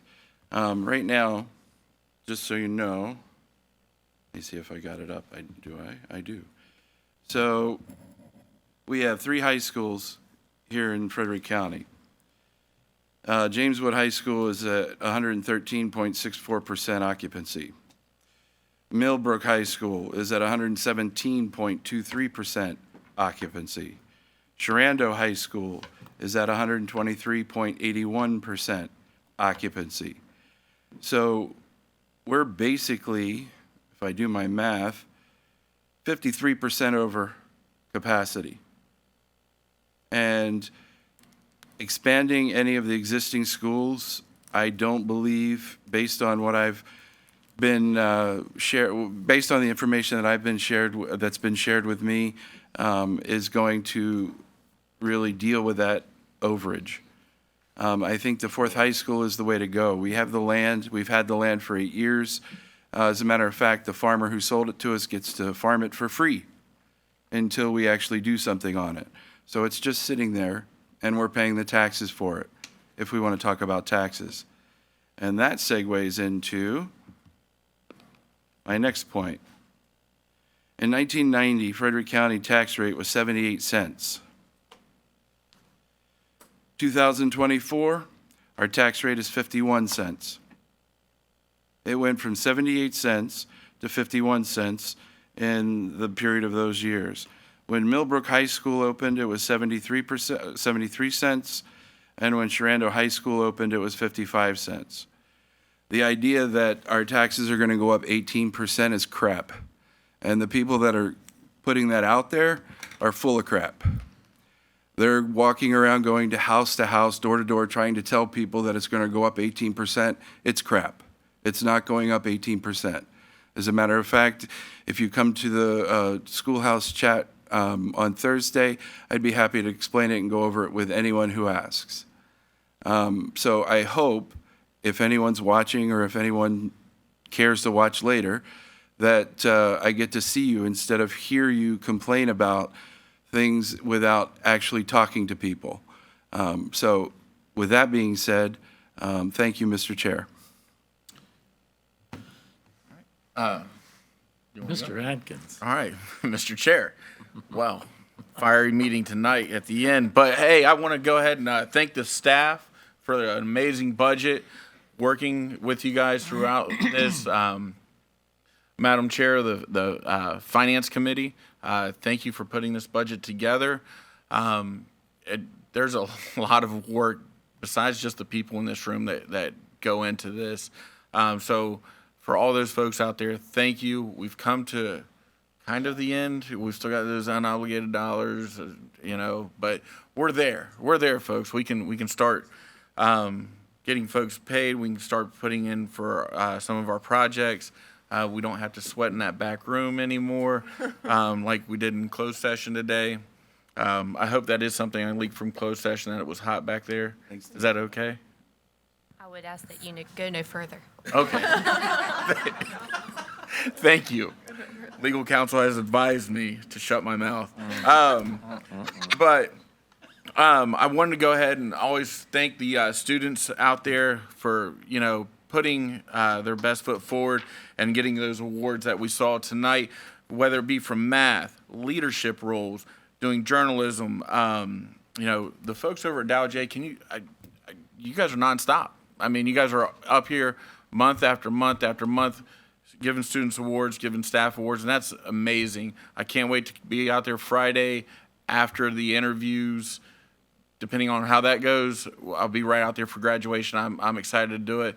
I'm probably going to try to sneak in and park somewhere I'm not supposed to. I'm going to be honest with you, because I'm going to be running late. It's a black Tacoma. That's public now, but whatever. So I'll be parking out there. Don't confuse my truck with somebody else's. But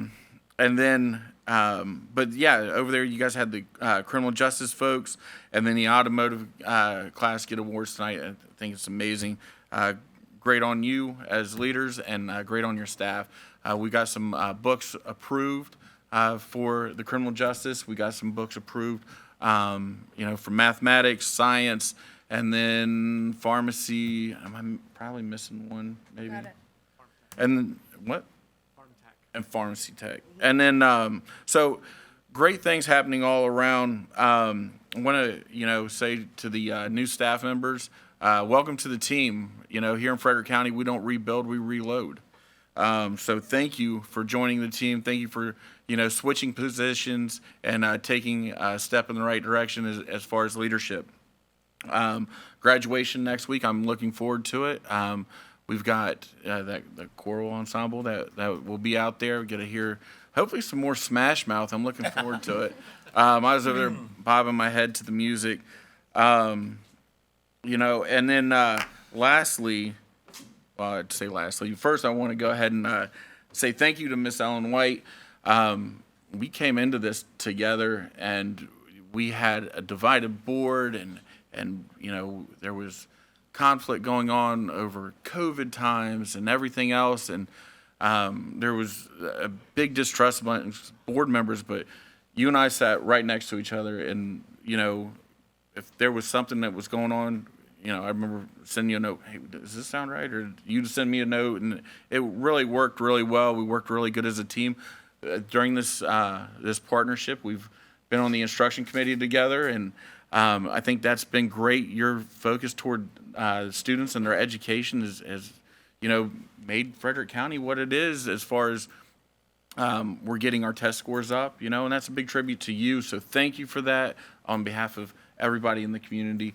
And it's been a pleasure to work with you and bounce ideas off you, and as far as building and grounds. So thank you for all that. Thank you for all you do. Good luck to you out there, and we hope to see you again soon.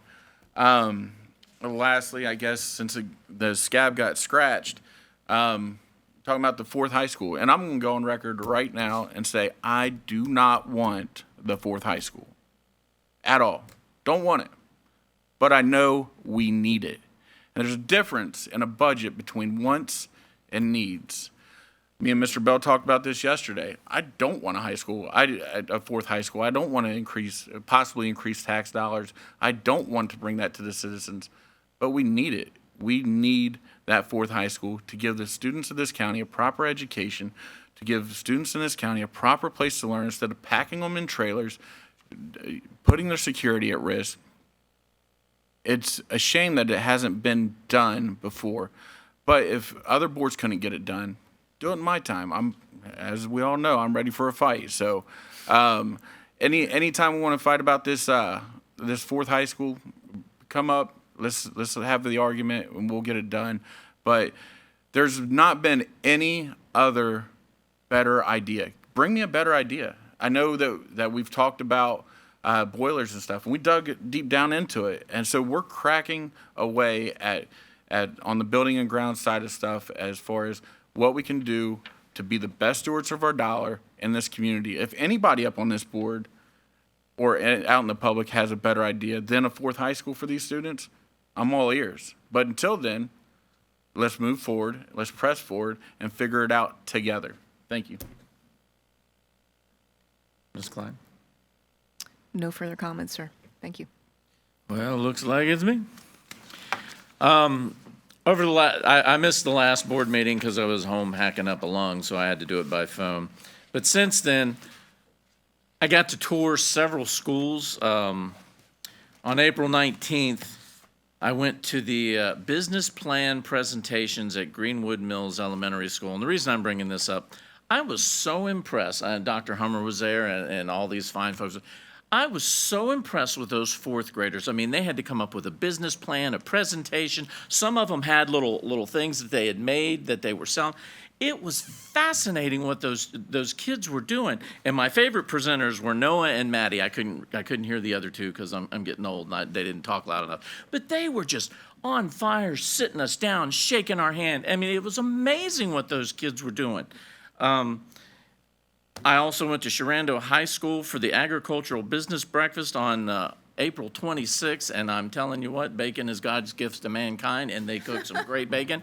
But talking about the things that they did, the challenges that they had, and all the things that they had to overcome with parking and radios going out, it was amazing what those young people are doing. And the one kid, I can't remember his name, says, "I'm in it for the money." So, I mean, you got to like those kind of people. That they're getting ready to do some wonderful things, and all of them are graduating. So, and I also, that day, went to Bass Hoover Elementary School with the superintendent. And Principal Darren Thomas took us around his school, and we're talking about the fourth high school here. I haven't said anything publicly, and I'm not going to start tonight. But while I was touring that school, and I can't remember the names of everybody I meet, but it was one of the special instructor teachers. I can't remember the gentleman's name. He's running around with a cart that he made to put his stuff in. He's in a cubby hole because there's not enough room for him to have an office. He was building shelves. They had built things. They overcame insurmountable odds to make do with what they had. Nobody was complaining. Nobody was crying. Nobody was whining. They saw the need and they did it. We went into the room where the special needs kids were, and these are the ones that need the extra attention. It broke my heart to see this dilapidated room. That's the way I'm going to say it. And I don't know how many kids were in there, 5 or 6. One kid came up and hugged everybody. It broke my heart that these kids have to deal with this kind of stuff. There are real issues and problems out there, and I've been hammered on social media about this high school. I voted for this, I voted for that. All that's a lie, because I never voted for the high school because I was over there when they voted for it. But there's a lot of misinformation about it. I'm still half and half on this thing. I haven't made up my mind completely yet. But I'm going to tell you, I've been through these schools and I've seen the overcrowding. I was at James Wood High School a couple weeks ago. Kids everywhere, the hallways, and I didn't see it in Millbrook, but apparently when they change classes, there's no room to walk in the hallway. I've seen it. We have to do something. Now, whether that be the fourth high school or somebody else comes up with this mythical, magical thing to fix our problems, that's great. If you got it, bring it on and let's hear it. But we're going to have to do something, and Lord help us. I've been in corrections 36 years. I've seen a lot of crazy in my lifetime. And it only takes one crazy person to do something stupid. And if something ever happens, God forbid, the community that's now screaming and crying, kick it down the road, why are you doing this? Everybody will be pointing their fingers at this school board and that county board of supervisors saying, why didn't you do something about it? Hopefully that will never happen, but let's face facts, we live in a crazy world. And one thing on this budget, and I'll shut up and we'll be done. I do wish to thank the County Board of Supervisors for passing that budget on April 24th. Thank them very much for that. A lot of hard work going into that and a lot of discussion. But I just want to remind some people that in the closing weeks of the campaign last year, the Virginia Dems took out a quarter-page size ad in the newspaper saying that if you vote for the MAGA school board candidates, Teachers' salaries are going to be cut and positions lost. Well, I can tell you right now, they got a 6.6% raise. Nobody lost a job, so don't believe everything you read in the newspaper. And don't believe everything that you hear, because it's not always true. I am always open. I've been hammered on this budget. There's some things in the budget that I personally didn't agree with, but when we came on this board, it was pretty much a done deal, and here's the budget, and we did some things, and I really wish to thank the Vice Chair, Mrs. Klein, for all her knowledge about budgetary issues, because she enlightened me on a lot of things I had no clue about. It's not a perfect budget, and there are things in here that I don't necessarily agree with, but I did vote for it. But I have also made known that I need to see some improvements in test scores, and I need to see some improvements as far as school discipline goes, or it's going to be a completely different process next year, I can guarantee you that. But with that said, I stand by the employees of Frederick County Public Schools, because they all do wonderful work. I've seen it in action. I've been to the schools. These awards ceremonies were amazing. The classified staff, they were fantastic. They were kidding and laughing. I even got rigged into eating a piece of cake that I didn't need, so it was fabulous. But we have some fantastic people working for this school, and we have some awesome kids here. I've sat through arts classes and seen all kinds of things that these children are doing, and I'm always awed by the talent. And these folks that came up here and sang tonight, I mean, it was amazing. I was just smiling through the whole thing because it was so good. But we have a good thing going here, and Ms. White, I would like to thank you, because you took time out before I even got seated on the board, and you met us out there with Slices or wherever it was, and you talked to me and you helped me get things started, and you showed me the ground rules, and I do really appreciate that you took time out of your night when you had better things to do than sit there and listen to me, my wife, and my grandson. But I do appreciate everything that you've done, and I wish you nothing but success. And with that said, I am done. Do I have a motion to adjourn? I make a motion to adjourn this meeting. Second. It has been motioned to adjourn and properly seconded. Any discussion? All those in favor signify by saying aye. Aye. Any opposed? We are adjourned.